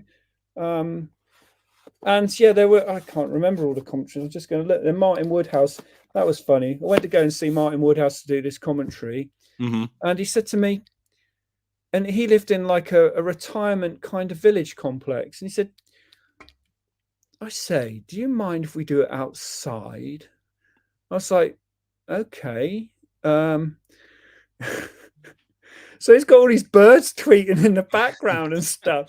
And in the end, I just kind of went with it. I thought it's just so quirky. It's kind of like Avengers World, you know. Here's a guy who's writing quirky episodes, wants to do a DVD. He understood the concept of it. He wanted to do it outside and be a bit off the wall. And I thought, okay. And like it does make me laugh, the birds tweeting and all of that and stuff. It's just, It kind of matches the insect crawling on the film print and stuff. Yeah, so, I mean, exactly. It all works. Now, Ken also asks, how did the Series 1 reconstructions come about? Because that became a big part of things too. Yes, it did. Well, I knew Alan Hayes, or I know Alan Hayes quite well, but obviously I knew him at the time. And I knew that his thing was Series 1 episodes. And he kind of put this idea to me that, now you've found these telesnaps and you've got all the stills. I've got the scripts for most of them. Why don't we try some reconstructions? And I thought it was a great idea, to be honest. I thought, actually, Alan, I'd like you to do that, because I know that Series 1 is your thing. And I think that you'll do a good job. Yep. And I kind of gave him free rein, to be honest. And he did ask for some help because he wanted Leonard White in the end to narrate some. So I got Leonard to do that, and we got him up to London and had a bit of a fun day with him doing that, And I was pleased when I saw the first results. I thought, this is good. This definitely adds something to what we are trying to achieve here, because obviously the episodes don't exist themselves, but if we can show some sort of representation to the people who are buying them, what they might have looked like, then that's great. And I think Alan, to be fair to Alan and his wife Alice, I think they did a very good job. Yes, they did. They were easy to work with. I gave them free rein, and I just basically said, "Can you deliver me X, Y, and Z by this date?" And they always did. What more can I say? Except for I was grateful, and I thought he did a good job, and I think they hold up well. I mean, I've not watched one in ages, but because I haven't watched any of these. But when they all came through, I sat and watched them all, as he did them, because I wanted to, just see what they were like. And yeah, Mhm. I think they hold up well for that sort of thing.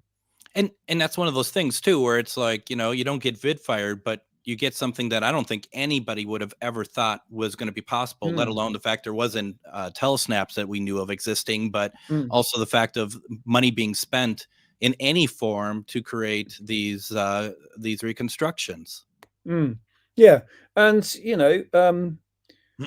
I know that Alan had difficulty at times with them. There were things that weren't quite going as he'd hoped and planned, but he ironed them out. And yeah, like I say, I think he did a very good job. So hats off to him for that. And then someone wrote, "How did Hot Snow Part, the first reel, end up at UCLA? What happened to Part 2 and 3? Was the whole episode telerecorded? Any evidence to prove it was recorded?" I think you need to watch a little bit earlier, and feel free to rewatch this, because we definitely went through this, and it's really exciting, actually. Just really quickly, that there is a memo that talked about the episodes being video recorded back in the day to be broadcast. Did not go out live. The scripts will say on the very, and may I show an Yeah, example? absolutely. Yep. So the scripts will say, first of all, this is for Brought to Book, the second episode of the Avengers. It says episode 2 as well.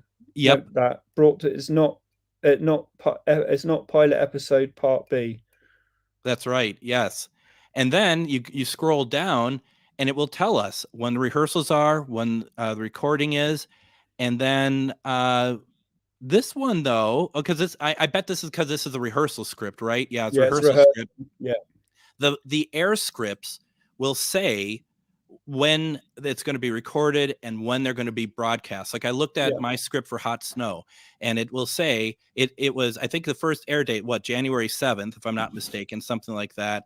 And it yeah, was recorded at the end of December, if I'm not mistaken. And it was like a week. There was like a week apart between the time it was recorded and the time it aired. yeah. That's correct. Yeah. So I know. I definitely think some of those scripts are on the DVD set. Actually, you can actually they see should them. be. Yeah. So, because we again, Alan was very kind and shared those scripts. Right. Right. So yeah, that's stuff that is very, very interesting. And yes, for those who missed our conversation about that earlier, just rewatch, because we go into depth about the UCLA stuff, and we Mhm. won't go through it again. It's interesting, but we're going to be moving on. Anything else that we should talk about when it comes to series 1 through 3 that I'm missing out? Yeah. Can There's I some just look at this? right. Over 5 hours of bonus content. I can't believe I did that. Bloody hell. Well, and some of it Shit. too is very interesting, that there's like stuff that's not event, like it's like uh portions of stuff that like Patrick McNee was in, as Oh well yeah, as the cool. police surgeon. The existing episode of Police Surgeon is on here, if I'm not Oh yeah, mistaken. it was, wasn't it? Oh yeah, because Leonard did an intro. Yeah, Leonard did an Yep. introduction for that as well. Yeah, yeah, he was so great. He'll do anything. Yeah, the BFI, the Importance of Being Earnest, only Act 3, because that's the BFI held the print at the Yep. time and were being very difficult about things. We did have the Hot House, I think, on one of the other ones. Hmm. But yeah, I mean, to be honest, I'm a little bit embarrassed about the Honor Blackman interview, because what happened was with that is so I asked Honor if she would contribute, and she said yes. And I said, "Would you like to do some DVD commentaries?" No, I don't want to do that. I'll do an on-screen interview, but I don't want to do audio commentaries. I don't think she really understood the concept of them, so that's fine. Then what happened was Studio Canal in London booked her the same day I was recording some commentaries with Leonard White, so I obviously couldn't be in two places at once. Hmm. So they sent one of their sort of lackey lads down, who never even seen an episode of the Avengers, to interview Honor Blackman about the Avengers. I was really embarrassed by that, and I said to one of the guys there, "Why didn't you do it?" You know. And he said, "Oh, I was too busy doing this." And so, like, when you watch that interview back, you know, the guy just sort of, you know, they said to me, can you write some questions? So I wrote some questions, but, you know, I can't remember what the questions are, but it would be like, what did you think of the leather clothes or something like that? Yeah. You know, Right. you know, Right. and Anna starts talking about it, and you can tell that she's trying to get something back from him. Like we're talking, you know, you interact with your Yeah. interviewer. When I saw the rushes, it was like, all right, after you ask that question, next question, what was Patrick Macnee's favorite thing to do on set? Or, you know, it's just like, oh my God. So I was pissed off a bit about Yeah. that they didn't Hmm. really, you know, you got Honor Blackman for a day, Yep. get someone who knows the stuff to interview her and get some good things from her. I mean, it turned out all right in the end. You know, we sort of edited it in the best way we could, but it could have been so much better, you know, could have been more. Mm-hmm. Mm-hmm. But Yes. yeah. And also, Police Surgeon, the existing what was put on there was provided by Alan, wasn't it?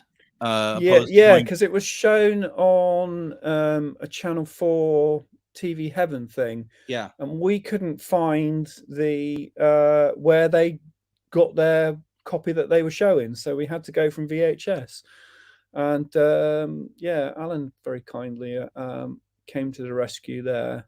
Um, I don't think I ever recorded it, so No. Isn't that something? Isn't that something how that works? Now, Ken also asked, and I don't know, I don't remember how the dates worked on this, but yeah. was Patrick Macnee ever asked to contribute to the DVDs? Yeah, he was, and you know, I contacted him and got got sort of to know his son Rupert very well. Rupert was actually, when we did the event at Chichester, my phone was going mad in my pocket, and I was Mhm. talking to Leonard White, Honor Blackman, Julie Stevens, and Brian Tesler. As one My does. phone was going absolutely mad in my pocket, and I was thinking, who the hell is bloody texting me, messaging me now at this time? And I didn't realize. And we came off stage and we looked at my phone, and it was Rupert Macnee saying, my dad and me are watching this with you now, Jaz, because it was being live streamed. And Dad says to say hello to everyone. And I was like, Oh, shit. oh, wow. But no, yeah, Gives me Rupert chills, was actually. Rupert. Yeah, Rupert. I don't know if you know that Pat was not particularly well. Yeah. Um, and he really just wasn't able to contribute in any way because he was just too poorly. I mean, we did get him to do a little video intro for the 50th event, but I seem to remember that Rupert and I kind of wrote a little script for his dad to read. You know, I think I sent him some stuff and Rupert changed it, and you know, we just kind of got a few things. But yeah, I would have loved for Pat to contribute, but he just wasn't well enough, which is really sad, you know, because he's the constant in this program. He really is, yeah. But he was already early 90s by that point. It was still I late think so. 80s. Yes, Yeah, yes, yeah. yeah. He was, yeah. And of course, you know, we all get old and not very well, sadly. So Can we go out of order before we get to series 4 through 6? yeah, you do whatever you like. Can we talk a little bit about this? Yeah, let me get it. Yeah, yeah. Go on then. So first of all, this was this came out in 2018, I think it was, that the DVD came out, and it was found in 2016, if I'm 2016, if Yes, I'm not yes, and as mistaken. about a year delay or so, a couple of years Right. delay. I Yeah. remember that being the case. Now, you know, I know that we've seen a couple comments on here that people were not thrilled with the quality of this, but I do have to say, though, first of all, the fact that we get a release of this is pretty amazing to me. We also not only get that, we get some special features on this thing as well. Plus, we get this really pretty robust booklet also in it, which I mean, it's pretty. I think this is a pretty incredible release. Apart from a couple different things, were you a part of this? I The didn't only mean to make thing that that sound so like, were you responsible for this? the only thing that I did with this was I think they knew at the end I was quite burned out by the Avengers, to be honest. People at Studio Canal. It was a long and hard hard and sort of thankless task, to be Yeah. honest. And I fought many, many battles of Studio Canal Paris, and they did tell me, and I said, "Oh, well, I know because Kaleidoscope have told me." And Yeah. they said, "Well, basically, we're going to release it. Do you want to come and give it the once over and just check that you're happy with it to go out as is?" Which was kind of them. So I went and saw it at a viewing facility in London, and next door actually they were checking Rupert the Bear, and I said to them, "Do you mind if I can go and watch Rupert the Bear instead?" To be honest, so no, I sat down and I watched it with a couple of guys from Studio Canal. Basically, they just wanted me to check that I was happy with the print, and I was like, they said they'd done a little bit of cleanup and they've done their own scan of it, and I was like, yeah, I mean, they basically put it through the the easy peasy filters that kind of one pass kind of thing through, and I knew that they wouldn't do any more, so I was just like, yeah, that's fine. And then they were like, you sure you don't want to do anything to it? And I was like, it's fine, seriously, Mhm. guys, I'm Mhm. kind of done with it, but thanks for inviting me, I hope it's a good release, and there are plenty of people that will want to contribute to it if and if you want some names. And I think might have even given them Alan's name. I can't remember, but Yeah. yeah, that was kind of my involvement. So it's nice to see it on the big screen and say, yeah, it's. I knew they weren't going to do anything more, so yeah, it's like, yeah, that's fine. Just get on and do it, get it out. People will buy it, Yeah, I mean, people are wondering why it took so long. I was just impressed Mm, that it came out. You know what I mean? I mean, because it's like it's a one-off, really. I know yeah. Avengers is a moneymaker to a certain extent, but you just never know. There's a couple people on here. Noel was one of them who asked, Mm, why did the quality of the episode look so bad? I think what he said is that it looked better. It looked better at the BFI and Kaleidoscope screenings. Now, what I do know, and I can add to this, and I have a video I want to show too about this, that there was a raw scan made of the 16 millimeter film print that was done by David, who does all of the Kaleidoscope stuff. mm, And then from there, Simon Coward did some work on it on his end to make it, because when you telescene something, it comes out flat. You got to do mm, something to it. It's not, and these are always like the black and white ones are always like one light transfers, stuff like that. And these were SD transfers. So Simon Coward did some work to it, and he tried to make it a little bit more robust for the Kaleidoscope screening. I'm not sure what the BFI did, but I will say I'm going to play a video here that is a comparison between the raw transfer, because I have a file of that, which is 40 some gigs, versus the DVD that we just been talking about. And I do think I think I was giving it kind of a rough pass, to be honest. I've always kind of I always was kind of dismissive of the quality of Tunnel of Fear from the DVD, and I don't think I've been entirely fair about that. So I'm going to mm. play that for everybody right now, so you can see the difference between the raw image as well as the one that was processed for the DVD. 3, 2, 1, 0. You are now under my control. Open your eyes. Right. Who do you work for? Who do you work for? It's quite easy. It requires no effort. Think carefully. Who do you work for? I don't know. Nobody knows. Nobody knows.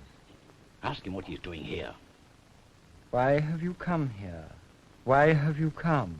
Harry Black. Harry Black. Are you sure he's under? He may be fooling us. I haven't been doing this for 20 years for nothing. I certainly know when a subject is receptive. All right, you know best, but get on with the job. Ask him about this Keel fellow. Where does he come in? The name Keel. Keel. Tell us about Keel. Ask him again. The subject under the influence invariably answers truthfully if given Tell time. me the jargon, just get on with it. So a couple things to be said about that. The sound that I used for that clip was from the DVD. It wasn't from the raw, which is interesting because the sound isn't great on there. And that's something that we don't really talk about at least we haven't talked about so far is any sort of sound work done on anything. There are certain, other releases, such as, dare I say it, Doctor Who, that they make a very big point of making sure the audio is touched quite a bit on it.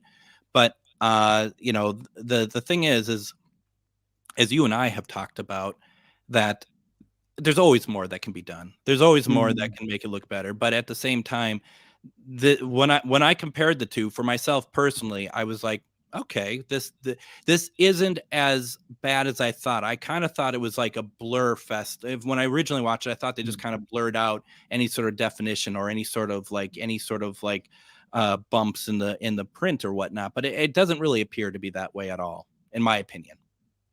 No, I to be fair to them, they did what they kind of did, and that was, I think we were kind of lucky to get it out, to be honest. Yes. Yes.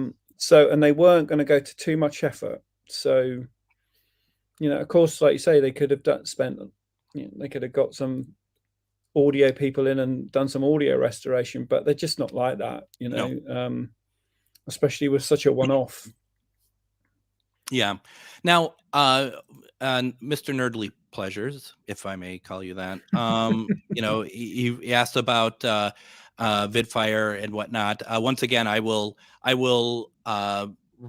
point you back to earlier in this podcast, because we did talk extensively about it. And once again, it's really interesting. And I understand that people come to these things a little bit later. You have lives and whatnot, but I want to make sure you knew I wasn't ignoring your question, because it is a very important question, and one that I know a lot of people had. Choking Horror has said, sometimes I prefer the original film print versions rather than some spruced up restoration. Just want to see the episodes. And I personally would have to agree with that myself. I love restoration, but I also am one that's like, if it stops me from seeing something, then to me that's a problem. I would love to be able to I just want to see it. I want to enjoy it. And when so many people had said to me, well, the thing is that these episodes, they're that you're going to see them cleaned up or whatever. I just really wanted to make sure that I always had the opportunity to see it. And I don't want anything to stop me from seeing it, I guess. I don't know. Yeah, fair enough. Any other questions that you want me to answer or whatever? I think if you want to, can we move on to the filmed series? Sure. These lovely things, because this goes beyond. I have the Blu-rays. I gave away the DVDs because I don't need the DVDs. And the thing I've got about them to hand in case. Well, and I love them, but I'm one of those people too that, I mean, when I don't need something, I don't want to sell it. I give them away. I give them away to people because it gives the people an opportunity to enjoy them. The point I was trying to make, and I really struggled through because I lost my train of thought, was when it came to the A&E sets and people were like, well, they look so horrible. They look bad. I never thought they looked bad. They were official releases and I was enjoying them. So that's all I wanted to say about that. Now, there was a lot more work, though, that went into series 4 through 6, right? As far as the restoration side. Yeah. But this is where the real issues really start. Exactly. Any issues before that I had, bits maybe where, that episode wasn't on the series 2 set, I think it was. I can't remember, that had that bit, replacement disc, blah, blah, blah. This is a completely different kettle of fish. This was beset with problems from the word go. Basically, in their wisdom, Studio Canal Paris started by, and I've got my notes here, so excuse me, I'll just refer to them. I'm just going to make sure that I get this absolutely right, because I've got this from all the emails that I've kept at the time. So Studio Canal in Paris shipped the 35mm mute negatives from Pinewood in the UK. These mute negatives are between, now this is the bit I'm adding in, these mute negatives are between 60 and 90 seconds shorter than the 35mm fine grain negatives used by Contender and that were used as UK broadcasts. The mute negatives used by Studio Canal Paris are shorter because they are the versions shown in America, because they have a shorter duration, so longer commercial breaks. And these were the ones that were used for the dubs in France and Germany and all the other territories. So the first issue there is that I was unaware of what they were using at the start. And this didn't come to light until, because, you know, I was working on, we were going to do a DVD audio commentary. And at the time I was using Contender prints because that was all I had, you know, except for when we were doing the first lot. It wasn't until we got onto the black and white rigs, I think I'd done maybe 2 or 3 from Contender, and they said, oh, we've got some masters, so you can use these now. But what had happened is I'd recorded that one with Roy Ward Baker and Brian Clements, I told you about earlier, and I got the master, and I got the guy at the studios, Redwood Studios, where I was doing all the Andre Jacquemin, who I'd known for years, who'd done all the DVD commentaries that I'd recorded. And I said to him, I've got the new master. Can you match it to what we did with the audio? And he phoned me and said, there's a problem with this because I've got like 90 seconds extra of audio to where you say the episode ends goodbye than what we've got as picture. And I'm like, well, that can't be right, you know, these are all brand new masters, you know. So then I sat down and I watched Town of No Return and I thought, there's something not right about this.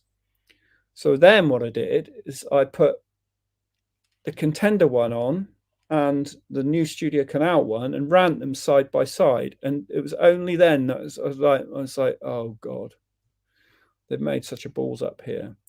So basically they had used the shorter versions to do all the restoration work. Now, at first, when I contacted Studio Canal in Paris, they refused to believe that there were longer versions of them. They were like, you don't know what you're talking about. There's no such thing. This is the kind of response I would get. Right.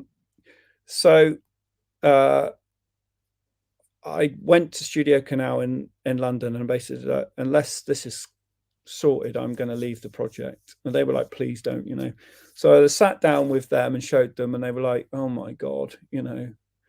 So this is where it turns out we found out what Pinewood had shipped to Paris on Paris's orders. After proving it to Studio Canal in London, who then told Studio Canal in Paris, he knows what he's talking about, you know, he's right, you know. I then, to my horror, noticed that all the episodes were being written by Brian Clements and directed by Roy Baker. And I was like, this one's being written by Tony Williamson and directed, you know, something's gone wrong here. Oh, no, couldn't have done that. You know, and I said, so again, I had to show them, look, here's the Contender one. Too Many Christmas Trees, for example, written by Tony Williamson. On your new master, it's saying written by Brian Clements. He didn't write that. On screen. Wow. On screen. You cannot, these can't go out like that, you know. There are people who get, you know, Tony Williamson's widow, I know for a fact, gets royalties. You can't just suddenly cut his name off and change that. So that was it. So they had, so what they, in their wisdom, they restored one master print of the titles and thought, oh, that's right, we'll just bolt it on all of them.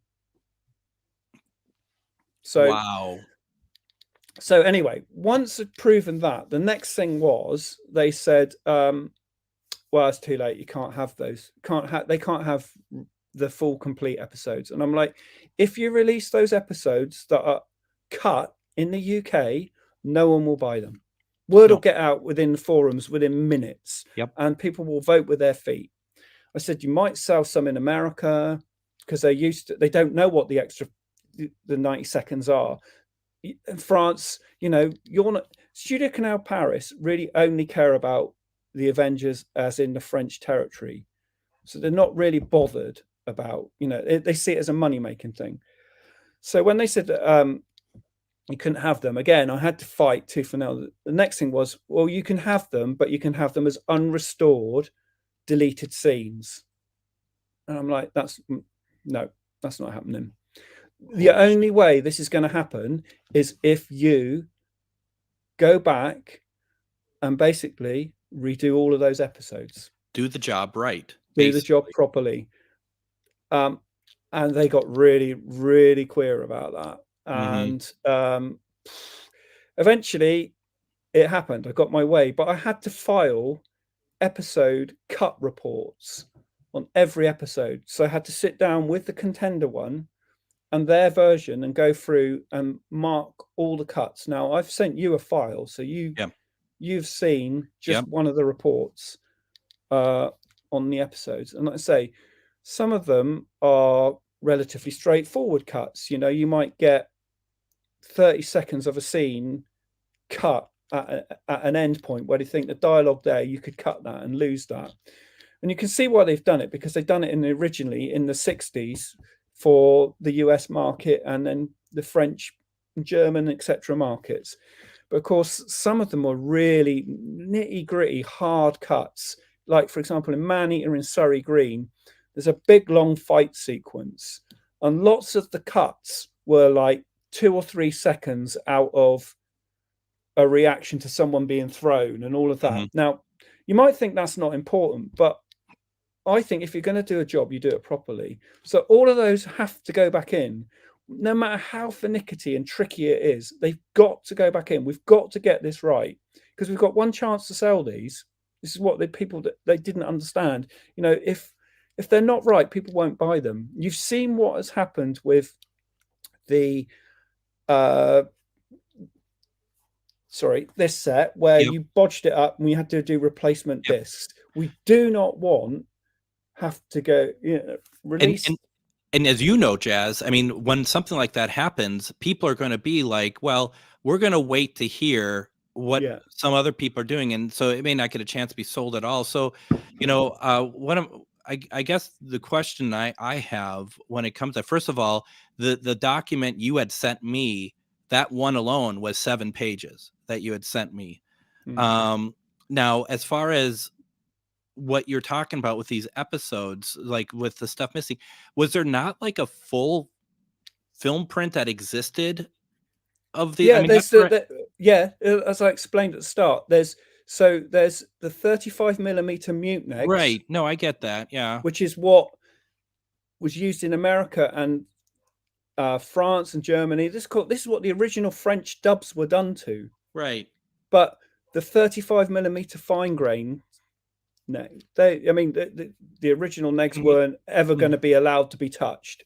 So that's what they went back to do all the inserts. So anything that was, like I say, any of the cut scenes, that's what they had to go back to and do. And my God, that caused such a row with them and me. But I have to say, Studio Canal London fought my cause, and they did. They got on board, and said that, we can't do this. He's right. It's got to be right.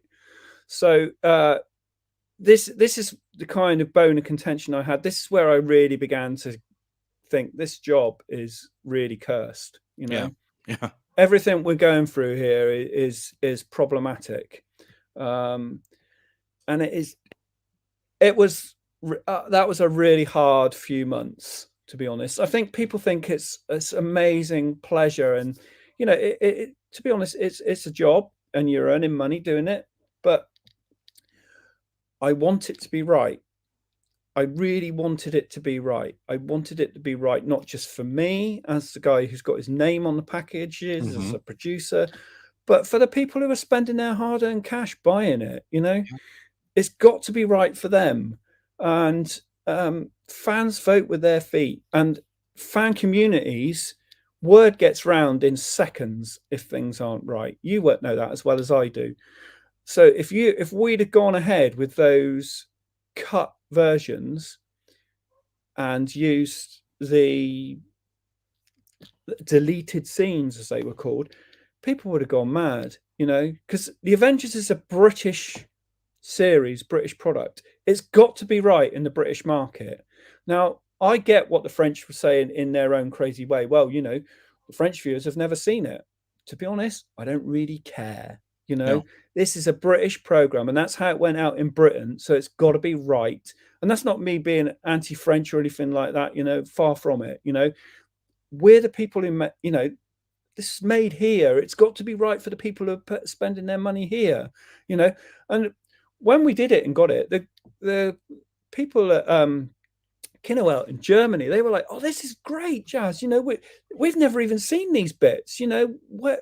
And then I explained to them, and oh wow, we will put them on with either, I can't remember what they did, if they used them as special features or if they did it and then just put like subtitles on, because the dubbing didn't exist. I don't know what they did in France, to be honest.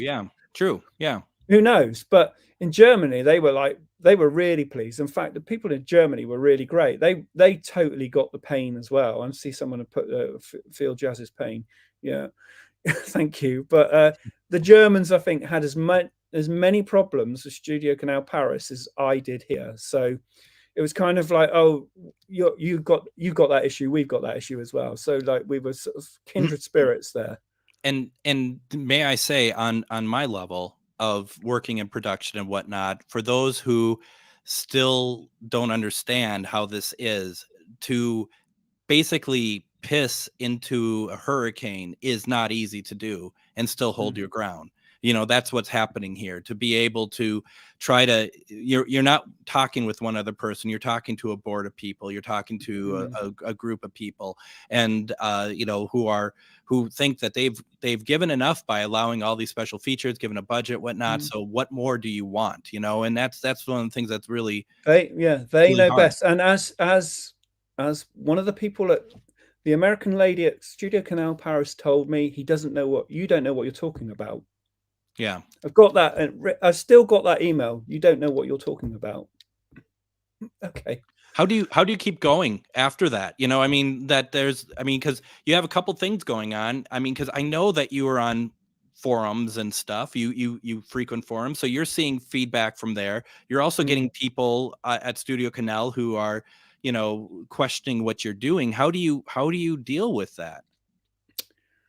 When I was a teenager, I was a punk rocker. You have this attitude if you're a punk rocker. Now, lots of people think punk rock is all shouty and noisy, and some of it is. But the biggest thing I ever got from it was like a sort of steely determination of doing it yourself and doing it right. That's why I started doing a fanzine, and things like that. And it was that kind of thing. It's like, you can say what you like to me like that, but I know I'm right, and I'm going to prove that I'm right to you. And the people on the forums, there were some really nasty comments. Just kind of thought, well, to be honest, if you had to deal with what I'm dealing with, you would have probably given up. I'm not going to give up. I'm just going to keep going until we get this right. And I'm going to fight my damnedest that we get this right. Not just for me. I'm not important, really. It's all those people out there that are buying it, and I want it to be right for them. And that's kind of where I just thought, we just keep going to the end. And the thing is, too, I'm not trying to turn you into a saint or anything, but if you didn't do it, we now know what we would have gotten. We would have gotten the shortened episodes. Yeah. Plain and simple. Yeah. There was absolutely no. They were so like full on that's what you're going to get. And it's only because I got really cross.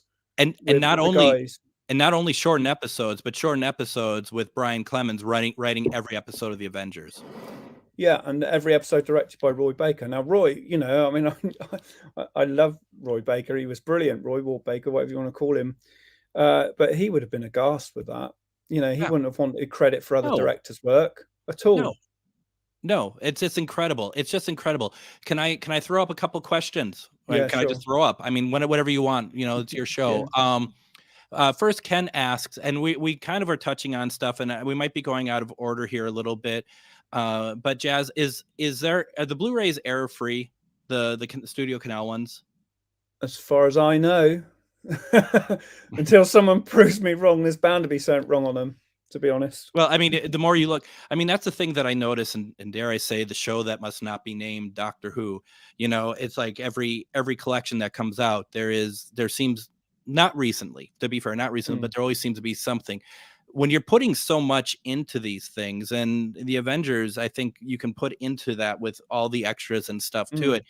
There's bound to be something, right? I mean, I don't want to say it that way, but it's not surprising if there is something. It's just a lot of moving parts on these things. Yeah, exactly. And to be honest, you get so immersed in this world and so close to it that sometimes you cannot see the wood from the trees. Do you know what I mean? If you're looking at an episode and you've been looking at episodes all day long, looking for cuts or this, that, and the other, so, you know, you might be tired, you might blink your eyes and something, you just miss it, you know.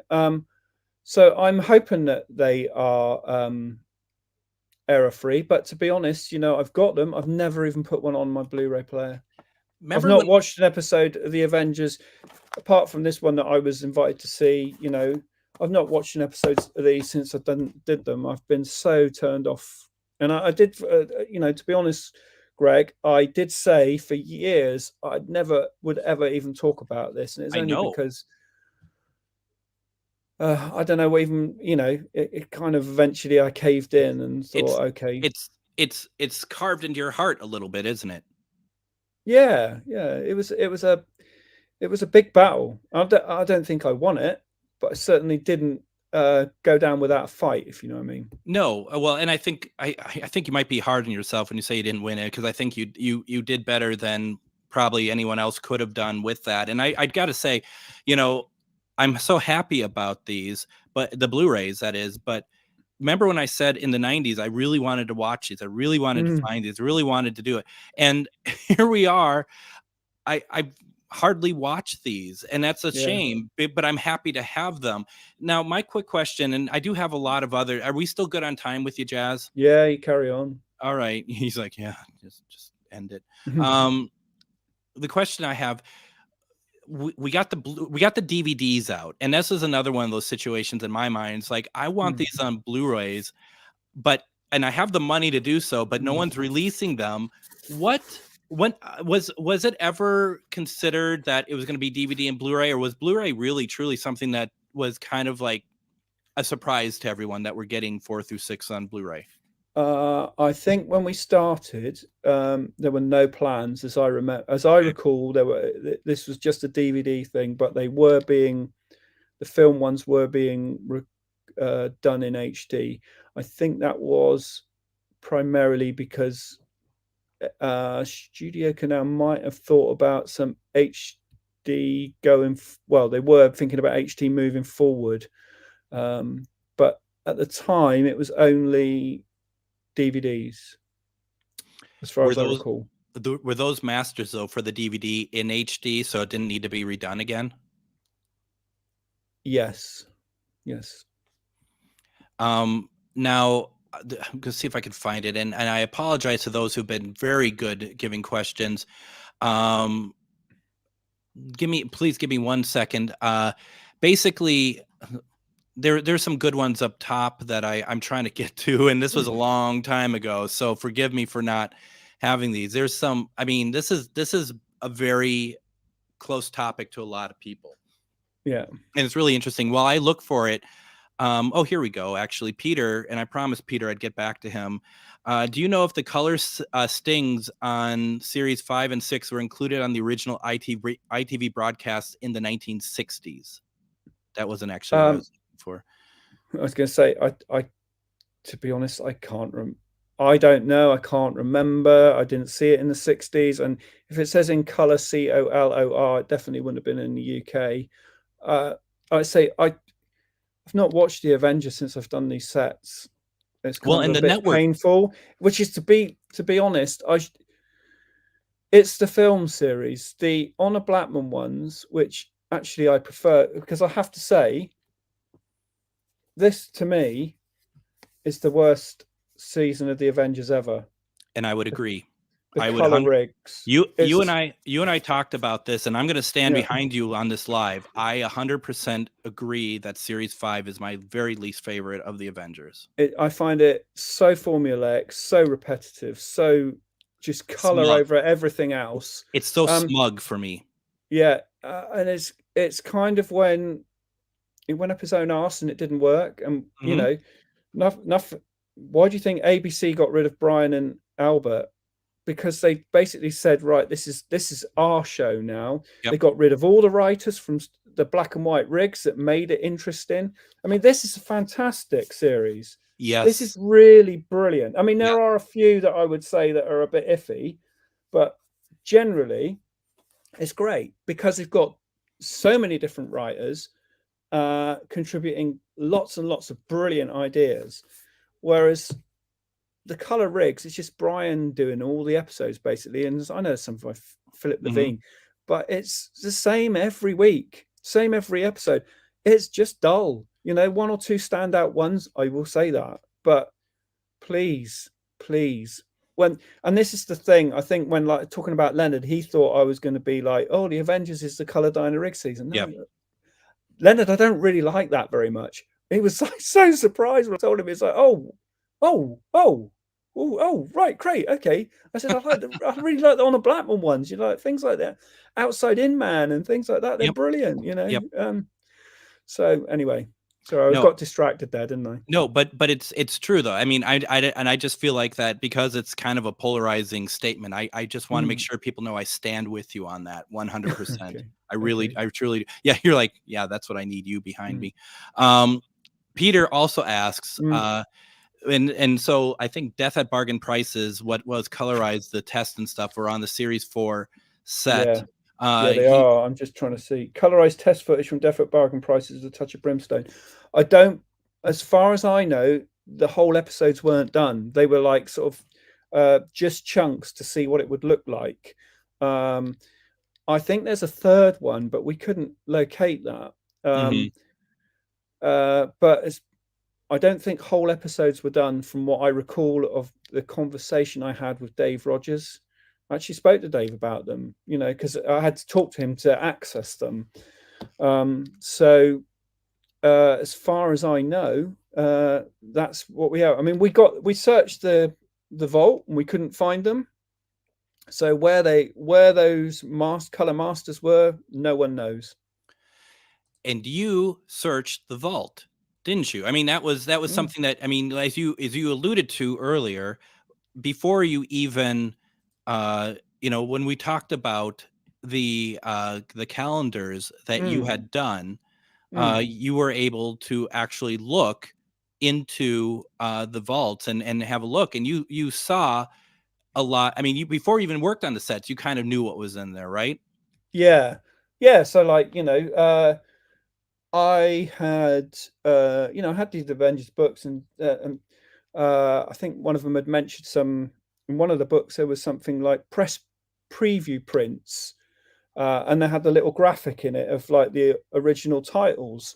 And so before it even started on the series, I'd seen those episodes at Studio Canal when I was doing the work for the calendars. So I knew they were there, and I had all my little notes. I said to you, I wrote notes of what the things were. And then, so like, again, like Studio Canal Paris, when I gave them those lists, they were like, those things don't exist. And I'd be like, I've seen them with my own eyes in your vault in England. You know? Oh, okay. Well, can you tell us more then? So, you know, and then I'd email David at Pinewood and just say, you know, that print that we watched, which was like, I think it was the Masterminds was one of them. Yeah. Can you hook that out? And can you just confirm to Paris it exists? And like he'd be, so I'd write the email saying it starts with this title sequence, it's got this different end credit, it's got bumper breaks, it's got X, Y, and Z, it's got a different end tag or whatever, and then copy it to them in Paris, to them in London, and to Pinewood, and then Pinewood come back and say, yeah, he's absolutely right, it's here, it's on the shelf, this is the number. And then you'd get that, oh, okay, can you pull it then and get it transferred? But it was always like, that doesn't exist, you don't know what you're talking about, or there's no such thing, And correct me if I'm wrong, one of the things that people may not understand about that is that anytime you ask someone to do something, that's basically billable. Yeah. So, if always cost implications. there's always a cost attached. So even checking on something, and I'm assuming that those are favors to you that normally I would pulled in cost money. so many favors for this work. I mean, lots of the people who did commentaries got paid a pittance, really, not by me, but by Studio Canal, and they were like, well, why should we pay them? Well, because you're asking them to give up a morning to come down and talk about something. They're older people, they need to lay on a car for them to get them there. You need to buy them some coffee and some lunch or whatever, they just didn't understand it, that actually, I mean, when we used to do stuff for Umbrella, that was like straight away. I say to Umbrella, like, we're going to get, I don't know, let's think of a set I did for Umbrella, like Randall and Hopkirk. Okay. It was no questions asked about, right, okay, we need to pay Annette Andre X amount. We're going to take her out for a meal. There's ways of treating people. They just didn't kind of get that. So I was pulling in, I mean, fortunately, most of the people that I got to contribute, I'd already known from doing my Persuaders and ITC magazine, because there's such a crossover, with all these people. So I think they realized they were doing me a favor, really. So yeah. Wow. But yeah, there was lots of that they just didn't get it. Yeah, no, and that seems to be very, at least in my experience, that seems to be very common, where people have amnesia to think that other people need to be paid for their time and what they need to do and whatnot. It's pretty unfortunate in that regard. As regarding to series 4 through 6, is there anything that we want to talk about that we haven't touched yet on that? Can I just quickly look at the right? So Elizabeth Shepherd, I mean, that was great. Yeah. I mean, to be honest, she was lovely. She, again, she was in America. We had to dial her in to do an interview, but she was absolutely lovely. And to be fair to Brian, he gave me he had a contact sheet of some images, and he gave me that to use, which we scanned. We searched the archive for any footage of that, and we couldn't find it. And I'm under the impression that, from just talking to people involved with the program, that once she had gone and Diana was in place, that footage was basically destroyed. So, I don't think we'll ever see moving footage of Elizabeth Shepherd as Emma Peel, which is a shame, because, I think we all would like to see that. Yeah. But it's just not going to happen. But she was lovely. Some great people contributed here in terms of, like I say, Robert Banks Stewart was a delight to work with. Roger Marshall, another delight to work with. These guys were they're just intelligent, witty, clever people, the script writers. And they're so engaging. Do you know what I mean? They are the real story behind lots of these shows. Yep. And they don't ever get enough credit. It's always the people on screen, the names up in lights, and that's fair enough. I get that. But the actors can only deliver the lines, really, and follow the director's directions. And that's why I like the behind the scenes stuff. And all of those guys, they were just brilliant to sit down and, like, it's a pleasure for me, to be honest, to be able to share that time with them, just having a sort of relaxed chat, but while this is going on screen, and recording their things and for posterity, and getting all of those things down forever, because once they're gone, it's too late. And too many people I know who I thought I'd love to hear their reminiscence. Monty Berman was one. I really wanted to get Monty Berman to do some commentaries for the ITC stuff we were doing for Umbrella. I spoke to him on the phone. We had a little chat. He just didn't want to do it. He wasn't very well. And I just thought it's a real shame, because his side of the story then is gone forever, So I think that, like I say, those people, it was so great to get them. I'll just quickly look at the next one. There was some, who did we have on here? Richard Harris, he was fun. Yeah. Peter Wingard, well, oh my gosh. I knew Peter Wingard for a long time, and he was tricky at the best of times. And he was playing up that day we did Epic. I'm not going to say anything more than that. We got some episode trims, and can't remember. I think that was from Peter Crocker. Yeah, there was some. Now, I'm gonna just step away for a quick second. Can you answer this question though while I do so? Yeah. Season 6 Bryce episodes before Clemens came back, were all those binned as well? And I guess maybe the larger question, because I've had other people ask if other things exist. The point is that everything has been looked through, right? So, Yeah. I mean, it's like, as far as you're concerned, and if you could elaborate a little bit, I'm going to be right back. If you could elaborate a little bit on that, so that people understand maybe a little bit of what was in the archive, if you wouldn't mind. Yeah, sure. So, well, basically, with the John Bryce episodes before Brian Clements and Albert Fennell came back, we searched everywhere. The film archive, high and low, it just, nothing existed, sadly.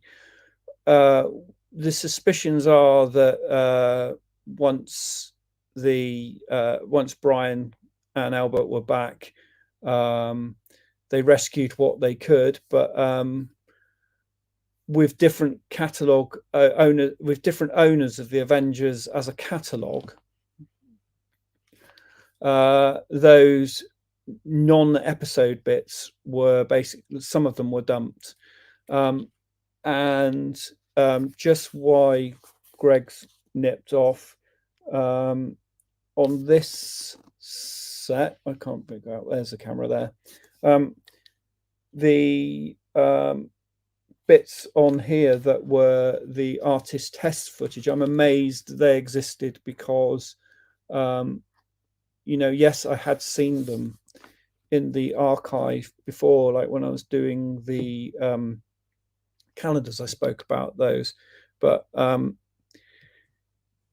again, Studio Canal in Paris believed that artist test footage didn't exist.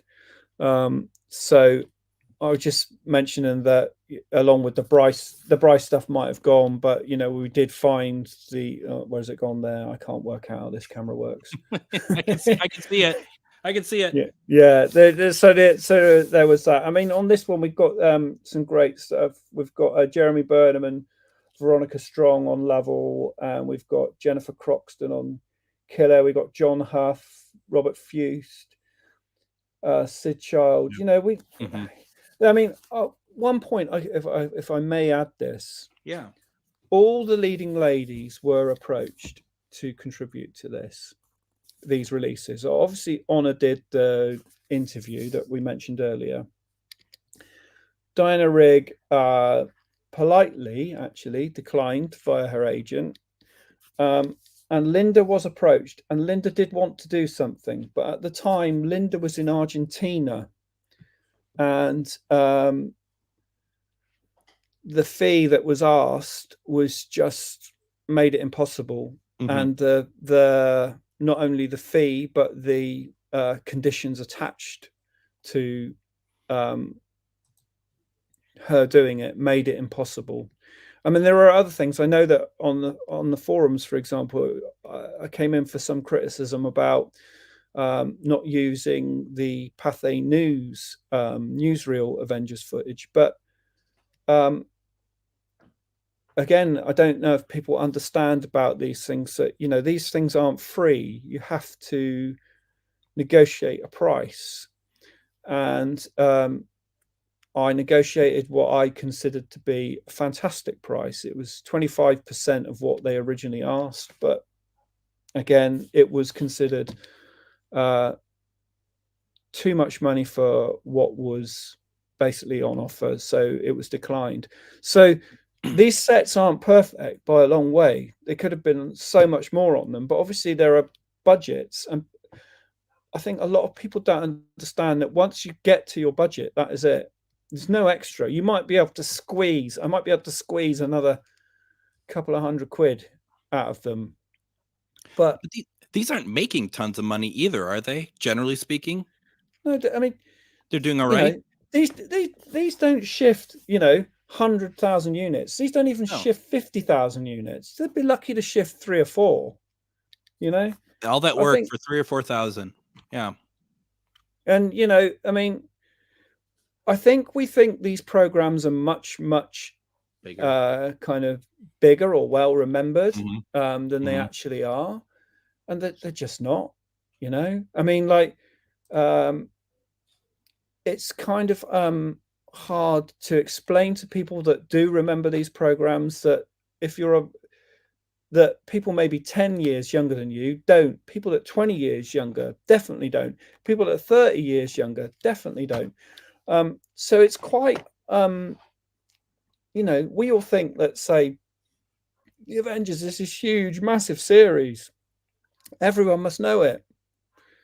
I bet if you stopped any people in the street who are sort of maybe under 35, they probably wouldn't have a clue what you're talking about. They'd probably think you're talking about the Marvel films. Exactly that. I mean, that's the thing, it's like you and I kind of talked a little bit about missing episodes and stuff prior. And, the thing is, it's like Doctor Who has had, the resurgence of, I mean, I think it's always been popular to some extent, but to be fair though, when Tunnel of Fear was found, I do remember that there was quite a bit of press around that as well. Not there was, because I mean, you got to remember that the majority of the missing episodes campaign or whatever is associated with BBC product. So Doctor Who, Morecambe and Wise, Dad's Army, whatever. ITV missing episodes gets very, very little coverage. So I was quite surprised when the Tunnel of Fear got a little bit of BBC coverage as well, because it just doesn't seem to be that people don't hold, I've talked about this on my podcast and other things, that if you had a level of things, that people be like, where's my hand? Film is up here. TV is here. BBC TV is here. ITV TV is here. ITC Avengers stuff all the way down the bottom. So for it to get a little bit of coverage, that was great. I mean, and there's lots and lots of missing stuff from both the BBC and ITV, but I think ITV gets a really raw deal when it comes to that. Yeah, well, and I assume too that a lot of people, when they think of Avengers, they solely think of the Steed Peel episodes, which I'm not saying that that's wrong, but like I said, when A&E in the States here started showing in, we started with Mr. Teddy Bear, that I didn't even know it existed. I mean, it wasn't what I was hoping to see.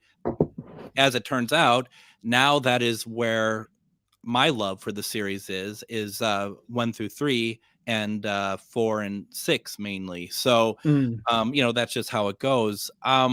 Let's see here. Any other questions here? Can we talk also about this? Because you didn't have anything to do with this. They did it right though. So yes, can we start with, I did a video on this about 2 years ago when this came out. I saw that. Yeah. did a review video, and I want to play part of it where I do a comparison between the Studio Canal Blu-ray and the network Blu-ray, and I would like your response to that, even though you kind of gave it already. So yes, we're going to talk about this in a second also. So let's just take a look at this and get your reaction to it. Not kill. Oh, that's very decent of you. Oh, is that another one? Looks almost human. Put it away, Benson. That's the trouble with man. Such an impulsive creature cannot cope with crises. Hard enough. I'm sure I'll find something. Oh, there seems to be no link here between Professor Chadwick and Dr. Russell. Except that both of them are missing. But why? Where's the common factor? They're poles apart. Take Chadwick. Happy birthday to you.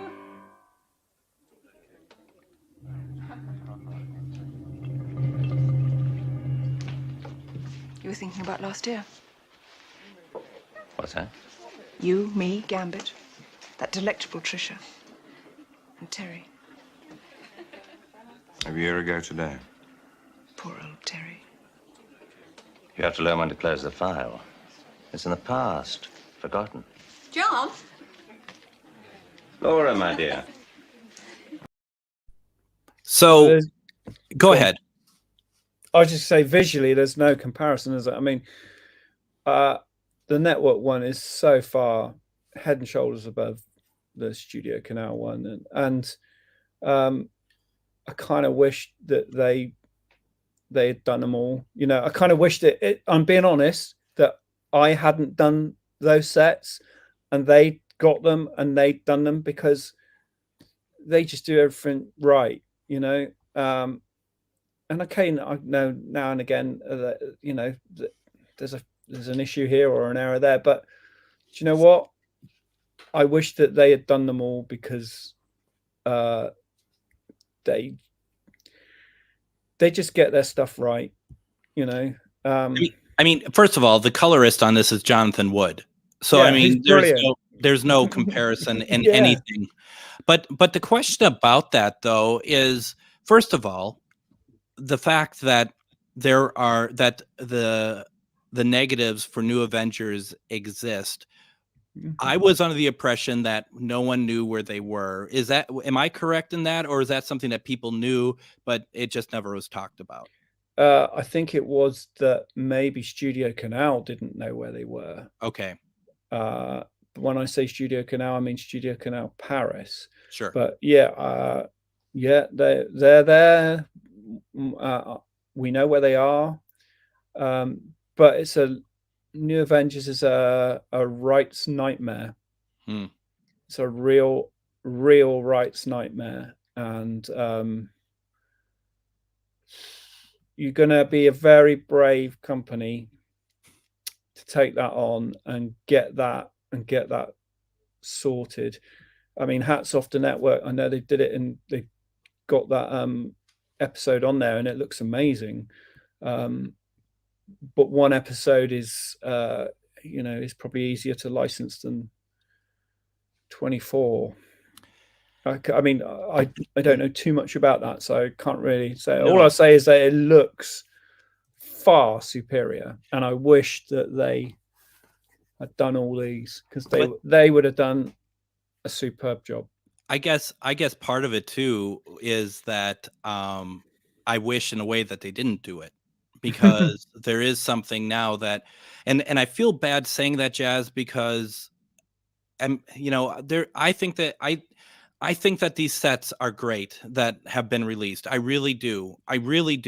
And other people prior to the start of this, over the last week, have said the same thing, that they love these Blu-ray sets. But, you know, when you look at, and really for me, the one that sticks out is Return of the Cybernauts, where the skin tone is like, I didn't realize, and maybe it's just that episode, that in the Studio Canal release, they all look like they have like a suntan. Yeah, it's far too red. And no offense to Jonathan Wood, I've found his stuff in the past to be more red, but in this, he seems to have it just dead on. He has it absolutely right. And it is something where it's like, now I really wish that we could see it this way. And as I put in my video, it wouldn't surprise me if at that point, if network was doing them, that if they would have been able to even release Blu-rays of the Honor Blackman stuff, because we had worse stuff on Blu-ray from them, including the complete and utter history of Britain with Michael Palin and Terry Jones from Shabatin recordings that they put on the Blu-ray. It's almost like anything is possible. Now, I don't know if you can answer this, because I certainly don't know how to. Julian had asked, and I put it up earlier, can we talk about audio on that network release? Noel also says the audio is not 100% right on the release. You didn't work I wasn't involved with it. You didn't work on it. I didn't work on it. So I can't answer that. I mean, no, I don't even know what the audio issue is. Like I say, I've not watched an episode of the Avengers or the New Avengers since having done. I mean, the Australians did this, and they put all the stuff from the 50th anniversary event from Chichester across all the sets, and I've not even watched that, and that's got me interviewing all these people on it. Part of that is because I don't really want to look at myself, to be honest, but it's like eventually one day I'll come back to it, but when I do, it will be the On the Blackman episodes. Yeah. No, I totally get that. And you also had the bowler hat, massive set. Oh God, too. that thing. Yeah, I've got it here just in case people haven't seen it. I mean, to be honest,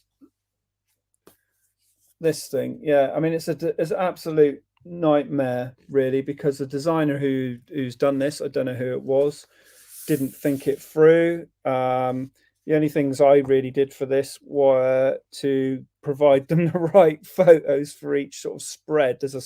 Hold on, let me put the bits down, because you get all these little booklet things. So all I did was basically choose the photos for the inside for this and match them up so that the right image went with the right disc. But when they sent it to me, I was kind of like, well, that's going to be a bloody nightmare to get a disc out of there, isn't it? That's not. And it was. Through. Yeah. My question, I was going to really ask real fast, because you bring it up, and I just didn't know if this was the case. Did you design the cover, the packaging for any of the Avengers release? They were all done by other people? No, they were all done in-house by Studio Canal. I didn't. I could have an opinion, but it wasn't going to change much. Sure. It's just interesting, since you are a graphic designer and you had done so much with the Avengers, which actually led you to this path. Yeah, I mean, this whole thing that started with this one, and they got the little bit of audio in it on the screen, and it sort of went and it moved off. Yeah, that's fine. How's that going to progress on every other set then? Well, we haven't thought of that. That's a lot of the problem with design today. People don't think of it like, if you're going to plan a release like that, you need to know all the state, you need to look, there's 1, there's 5, because there's 5 sets. What we do has got to be consistent across the range. It's no good that, later on just thinking, oh God, we did that on 1 and we got to do that on 2, 3. Do you know what I mean? Yeah. They just designed it with that in mind, and that was it. And then the first menu screen, they didn't sort of think it all the way through, which is a real shame. But there we go. At the end of the day, the menus don't really matter, I suppose. It does. I mean, but they could be annoying if they're done poorly. They could be really annoying. Also, I skipped past this earlier. A couple of people had mentioned, was there a sound problem, a sync problem on the Series 4 sets? Yeah. Okay, well, there you go. Oh, same, but... No, not Series. It was Series 5, wasn't it? The color ones where it sounds like they were speeded up on helium. These ones. Okay. I think it was this set. There was an issue where they'd been. I think that they were been. SC in Paris had done them at 25 frames per second as opposed to 24. Mm-hmm. So they sounded a little bit like they were on helium or something. Mm-hmm. Yeah, it definitely was. And we had to get that corrected as well. This is what I mean. It was just a catalogue of headaches. Bullshit. Yeah, absolutely.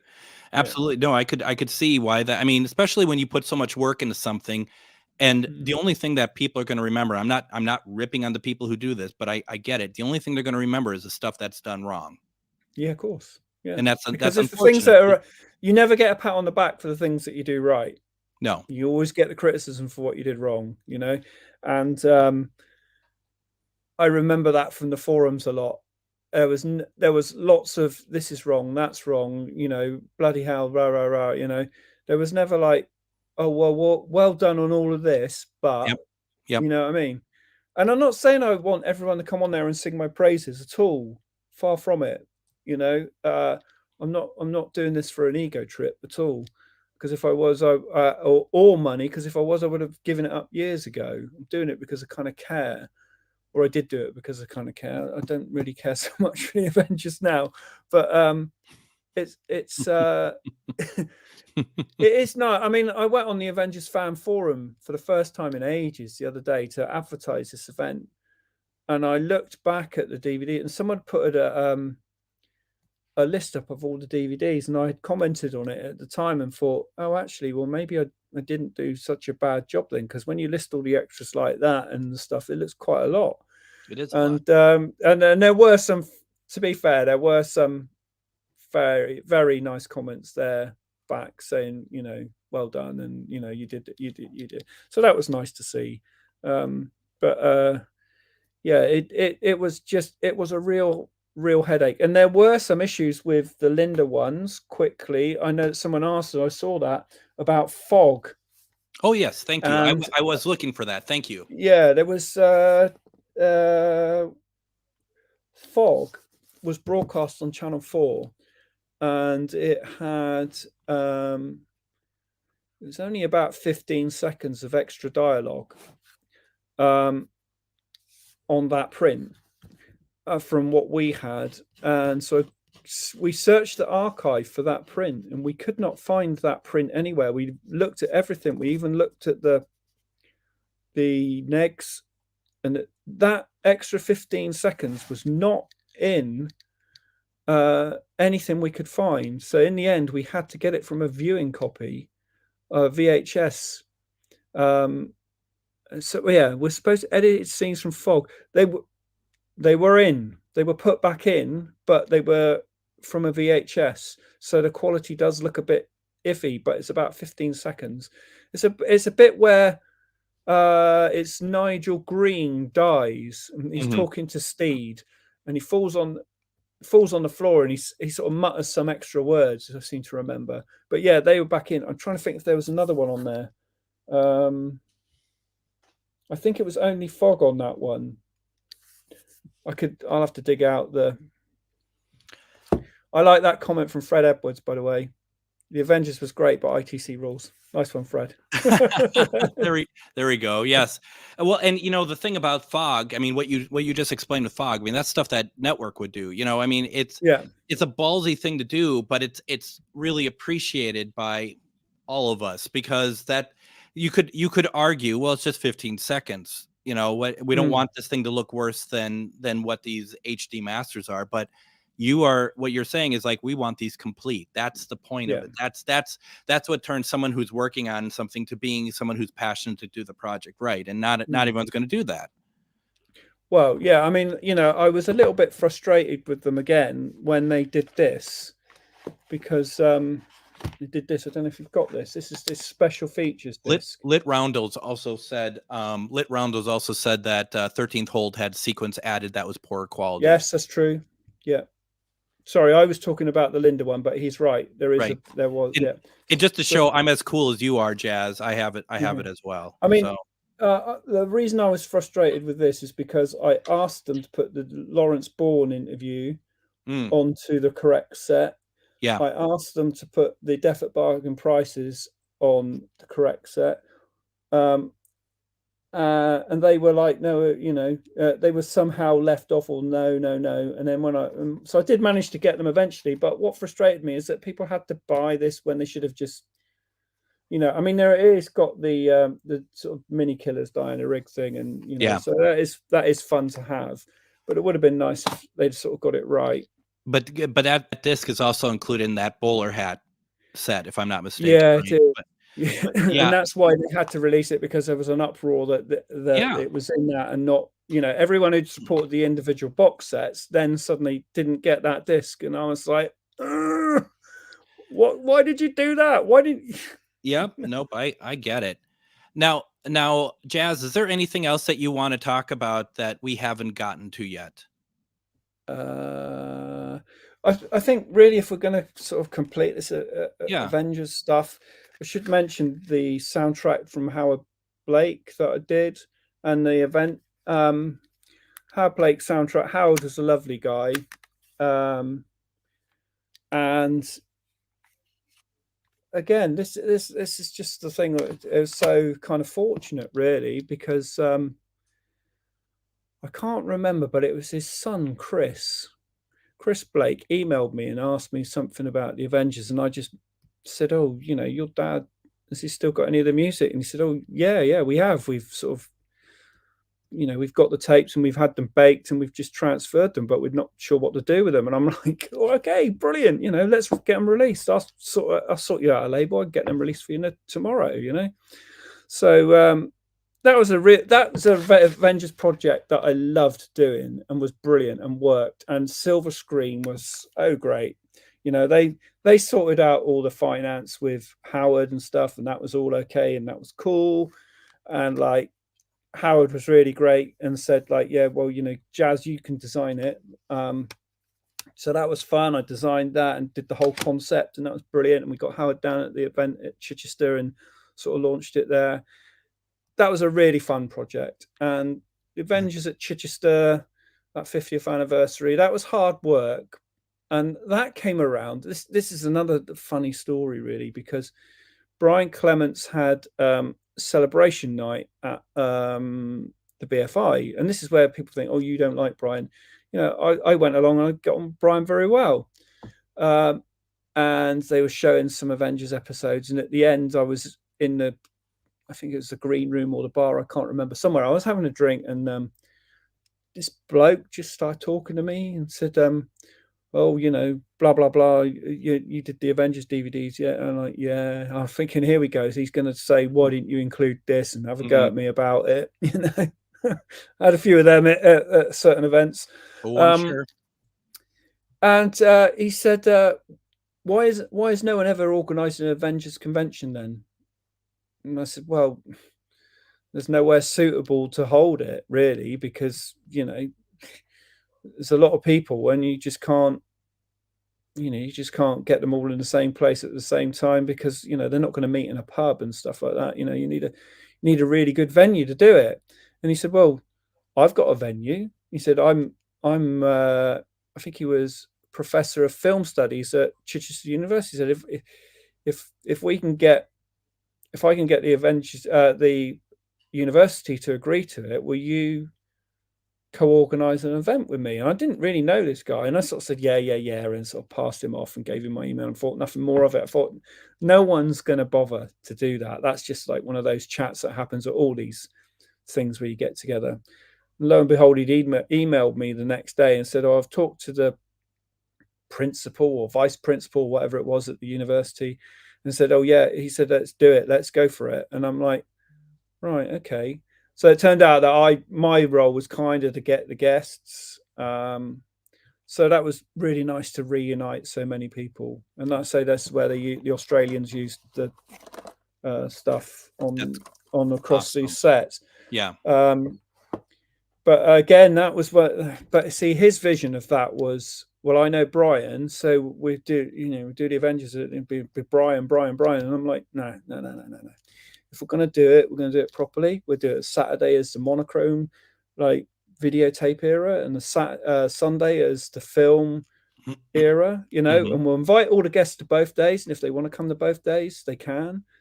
And it worked out so much better there. And there was some sort of acknowledgement of each other, and all like a little bit of a peace deal that went on between Brian Clements and Leonard White there, which was really nice. Yeah, because Leonard acknowledged, he said that, the Avengers on film wasn't really me, but I can't knock Brian for what he did, and he took it onto a different direction, different place, and Brian was equally as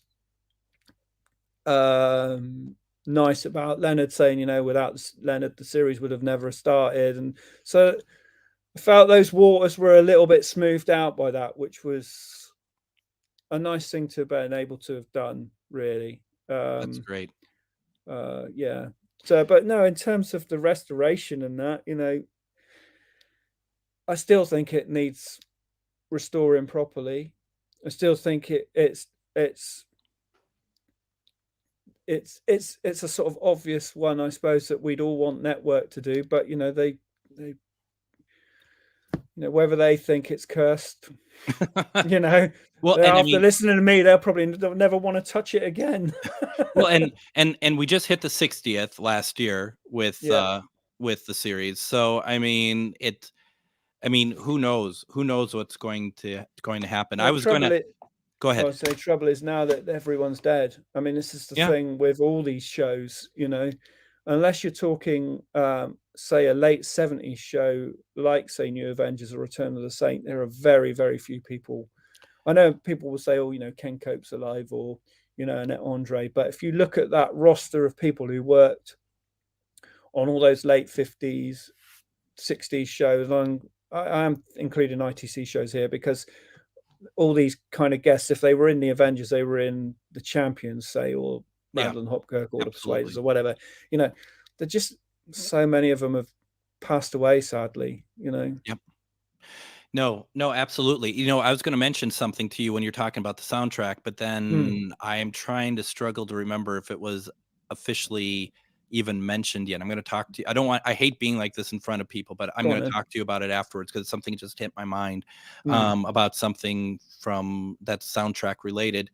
Now, as far as, we talked about having you back at some point to talk about ITC series, which is your more of your specialty. But I do have to show you all, though, that Jaz has a lot of stuff available if you want to, such as these.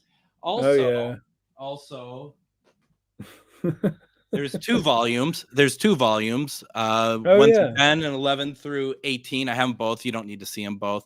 But I'm going to put you can get the stuff through Lulu, and I'm going to put that in the chat. I did it earlier, but I didn't explain what it was for, and it's not really something that's easily digestible to read on screen.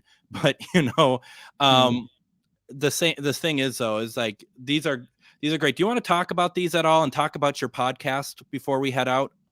Yeah, sure. If that's okay. Yeah, where do you want to start? The podcast or the books? Let's talk about the podcast. You just had a new episode come out very recently, right? Today. Yeah. Well, it's more recent than that. ITC Entertains the World podcast.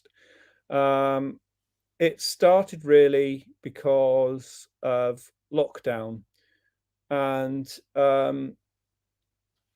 I felt that I really wanted to contribute something for everyone who was out there. We were all in this sort of boat together, that there was nothing new kind of happening, and it was awful, to be honest, because my dad died of it at that time, and kind of him passing away was making me think I really got to do something. And so I'm friendly with Rodney Marshall originally, and just sort of said to him, I'm thinking of doing a podcast. I don't suppose you'd fancy being up for it, because I like him, and we chat a lot. And he was like, yeah, let's do it. Okay. And then so we did the podcast, and it's kind of led on from there. It's been a real nice thing to do. And then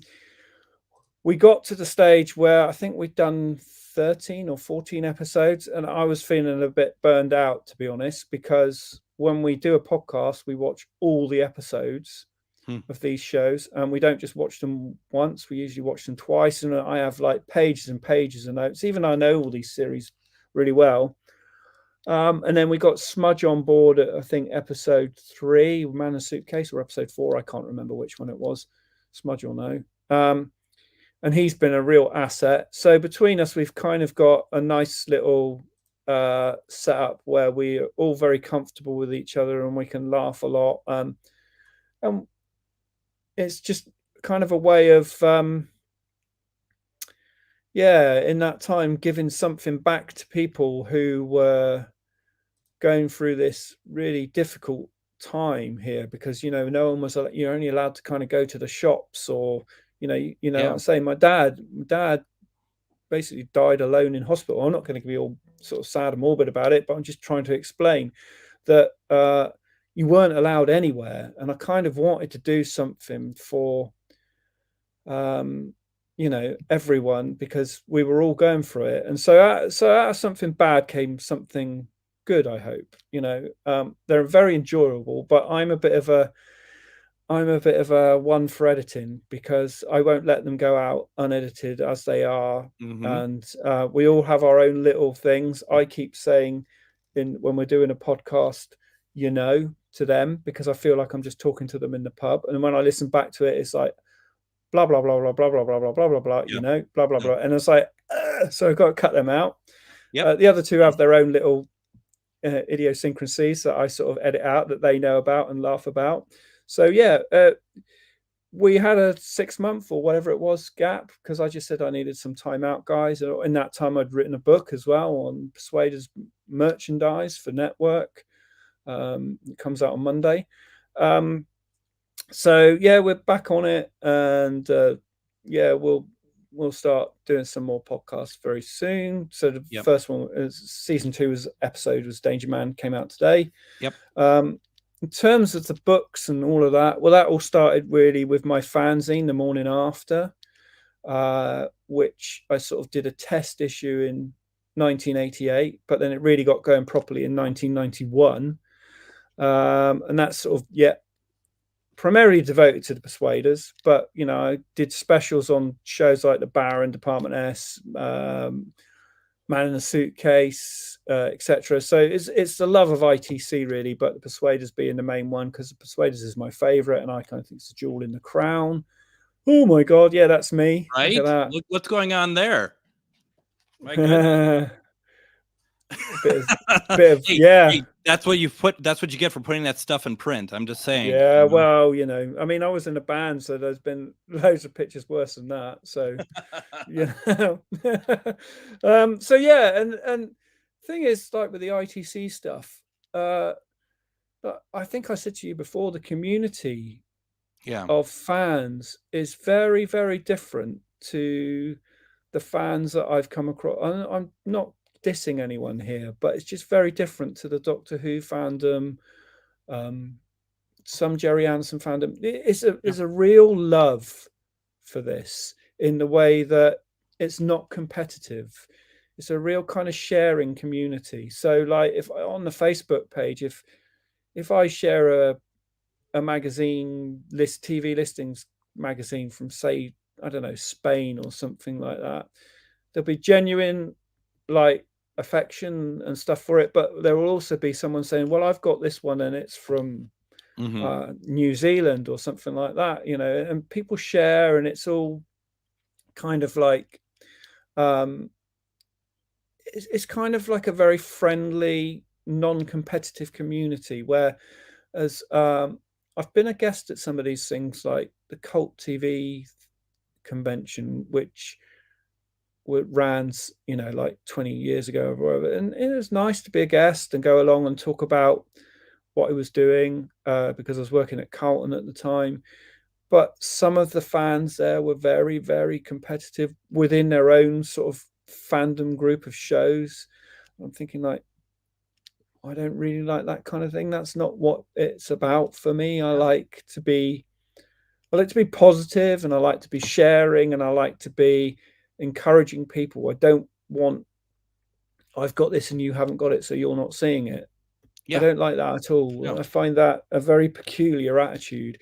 I mean, I've got lots of stuff, and I did an exhibition of Persuaders merchandise and memorabilia in 1997, and lots of people came and saw it. And I've had people say, "Will you do it again?" And to be honest, when I say no, I'm not being like no because I've got it here and I don't want you to see it. Lots of them see it all online. It's just I haven't got the time. Yep. To be honest, I haven't got a venue.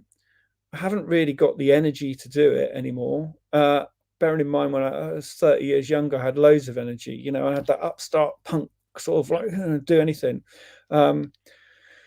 It's kind of like, yeah, I don't know where you could hold such an event now. You know, I was lucky because when I did it at University of Reading, I think I just finished there, or I was just finishing there, so it was easy to sort out. But you know, and that's not me being down on it. I just think it's a very hard event to, you know, having done that Avengers at Chichester event, which was really hard work, you know, it did exhaust me, and I wasn't very well at the time as well, to be honest. It's tough to put that stuff together, isn't it? I mean, it's tough just to, and you know, like you said about the podcast, and I can agree to some degree. You know, I have 3 podcasts that I have not released on my end. One of them being, which would be 2 episodes with Kevin McNally, talking about his role as Hancock, Tony Hancock, and Hancock's Half Hour, and then the other one would be him talking about doing Captain Mannering. And they're interesting. And I have the producers of both of them I recorded also. But it's tough, isn't it, to sit down and do it. And even though it's worth it in the end, taking the time, for me at least, is very difficult because it is so time consuming. Oh yeah, don't get me wrong. I like what you know, I'm like what I'm doing with all of this, but it's all extra stuff. I don't get paid for the podcast, for example. I refuse to have advertising on it. I mean, I'm getting bombarded by Podbean weekly to say, you know, you can make money from your podcast. Well, I don't really want to do that, to be honest. I want it advert free, and I want it free for people to download. You know, I'm not interested in, you know, having money, a revenue stream from it. That's not what I'm doing it for. Yes, from Lulu I do get some money from those books that are sold, but they're kind of priced at the lowest price point I can do, and you know, it's just, if I was doing this for money, I'd have stopped years ago. Right. And I'm doing it because I love it, but also, you know, I have a full-time job, I have a wife and kids, and you know, a house that needs work and things like that. You know, I've got a normal life. I'm also in a band because I'm a musician. Yeah. So it's very, very time consuming. And you know, well, David Nightingale was a lovely guy, and I had a lot of time for him as well. And you mentioned he did stock my ITC magazines and stuff, and he is sadly missed, very much so. Yeah, it's a real sad loss, that. So yeah. One other question that Ian had, he just was curious, are your more recent podcasts going to appear in book form like the early ones? Better ask Rodney Marshall. He's the man who does the transcribing, not me. Oh my God. I haven't got the time. It's been really fun. If you haven't done so, to go to Rodney's Twitter account and just follow him also. It's some really good stuff every day. Also for Jaz, if you're not doing so, go to Jaz's Twitter account, follow it. It's at Jaz Wiseman on Twitter. It's just some incredible stuff, and it's always enjoyable to do. Are we missing anything, Jaz? Well, we'll happily talk about ITC anytime you like. Right. Obviously, there's a new book coming out on Monday, Persuade, as well. I'm also working on another book, ITC related, but in terms of Avengers, I hope everyone got something out of it. I did. People, and that's all that matters. Maybe that people might understand the pain that went through to get those releases done, because yeah, it was it was a hard task. Have you heard anything about the Champions being on Blu-ray at all? There's an episode on Retroaction. I have that. I have that. There are things that I have been privy to that I just can't say. You know, Well, that's a good answer. You know, well, I'm being honest. You know, Right, because no, but you know, you get told things in confidence about right. what's No, coming up next. No, if you give it away on, it's not my thing. not your story to tell. Yeah. No. You know, and I if you told something in confidence, you keep it in confidence. Absolutely. And I know that's frustrating to people. I really do. But it's just, you know, if I were to say this is happening, they'd never tell me it again, and they'd probably never ask me to work for them again. Nope. You got to take care of it. We will all know in due course. That's all that matters. Whatever happens, we'll know in due course. Things are happening, and you know, that's I can't say any more than that. For those, before you head off, just want to quickly mention to folks that for those of you who follow my live streams, there's going to be 2 more coming up in the immediate future. One, dare I say the evil word, Doctor Who, that there's going to be a discussion about Legends of the Sea Devils after it airs at some point. So please note that. But also I want to draw to people's attention, as we did tonight with Jaz. Every once a month, I want to have a good conversation about either a program or something that means a lot to us archive television fans. And so in May, I believe it's going to be May, unless it's not in May, we're going to figure it out. We're going to have Michael Seeley on, and we're going to be talking about Doom Watch. And Michael, as you know, has done the book Prophets of Doom, originally through Muke. I meant to look up to see who has it now. I apologize, Michael, but we're going to get that out there. We're going to have a conversation about Doom Watch in May. And so get your questions ready for that. Also, I just want to say for folks, if you have any feedback for me, you can leave a comment. You can go to my profile page. You can send me an email, go to my Twitter, Facebook, my blog. You can subscribe to my YouTube channel. I'm putting up other videos, as some of you know, such as my Blu-ray reviews, as well as my Doctor Who on BBC video series as well. I'd love to hear from you. Love to hear your feedback about tonight. I really enjoyed our conversation, Jaz. It was truly exactly what I was hoping for. And I hope that you enjoyed it as well. Yeah, it was great. Thanks. I suppose I needed to do it to sort of get it off my chest. And yeah, thanks to people for being kind of kind in what they were saying. I was thinking something. I've agreed to this, and I'm going to get absolutely berated about why didn't you do this? And actually, everyone's been very, very kind. So thanks, guys.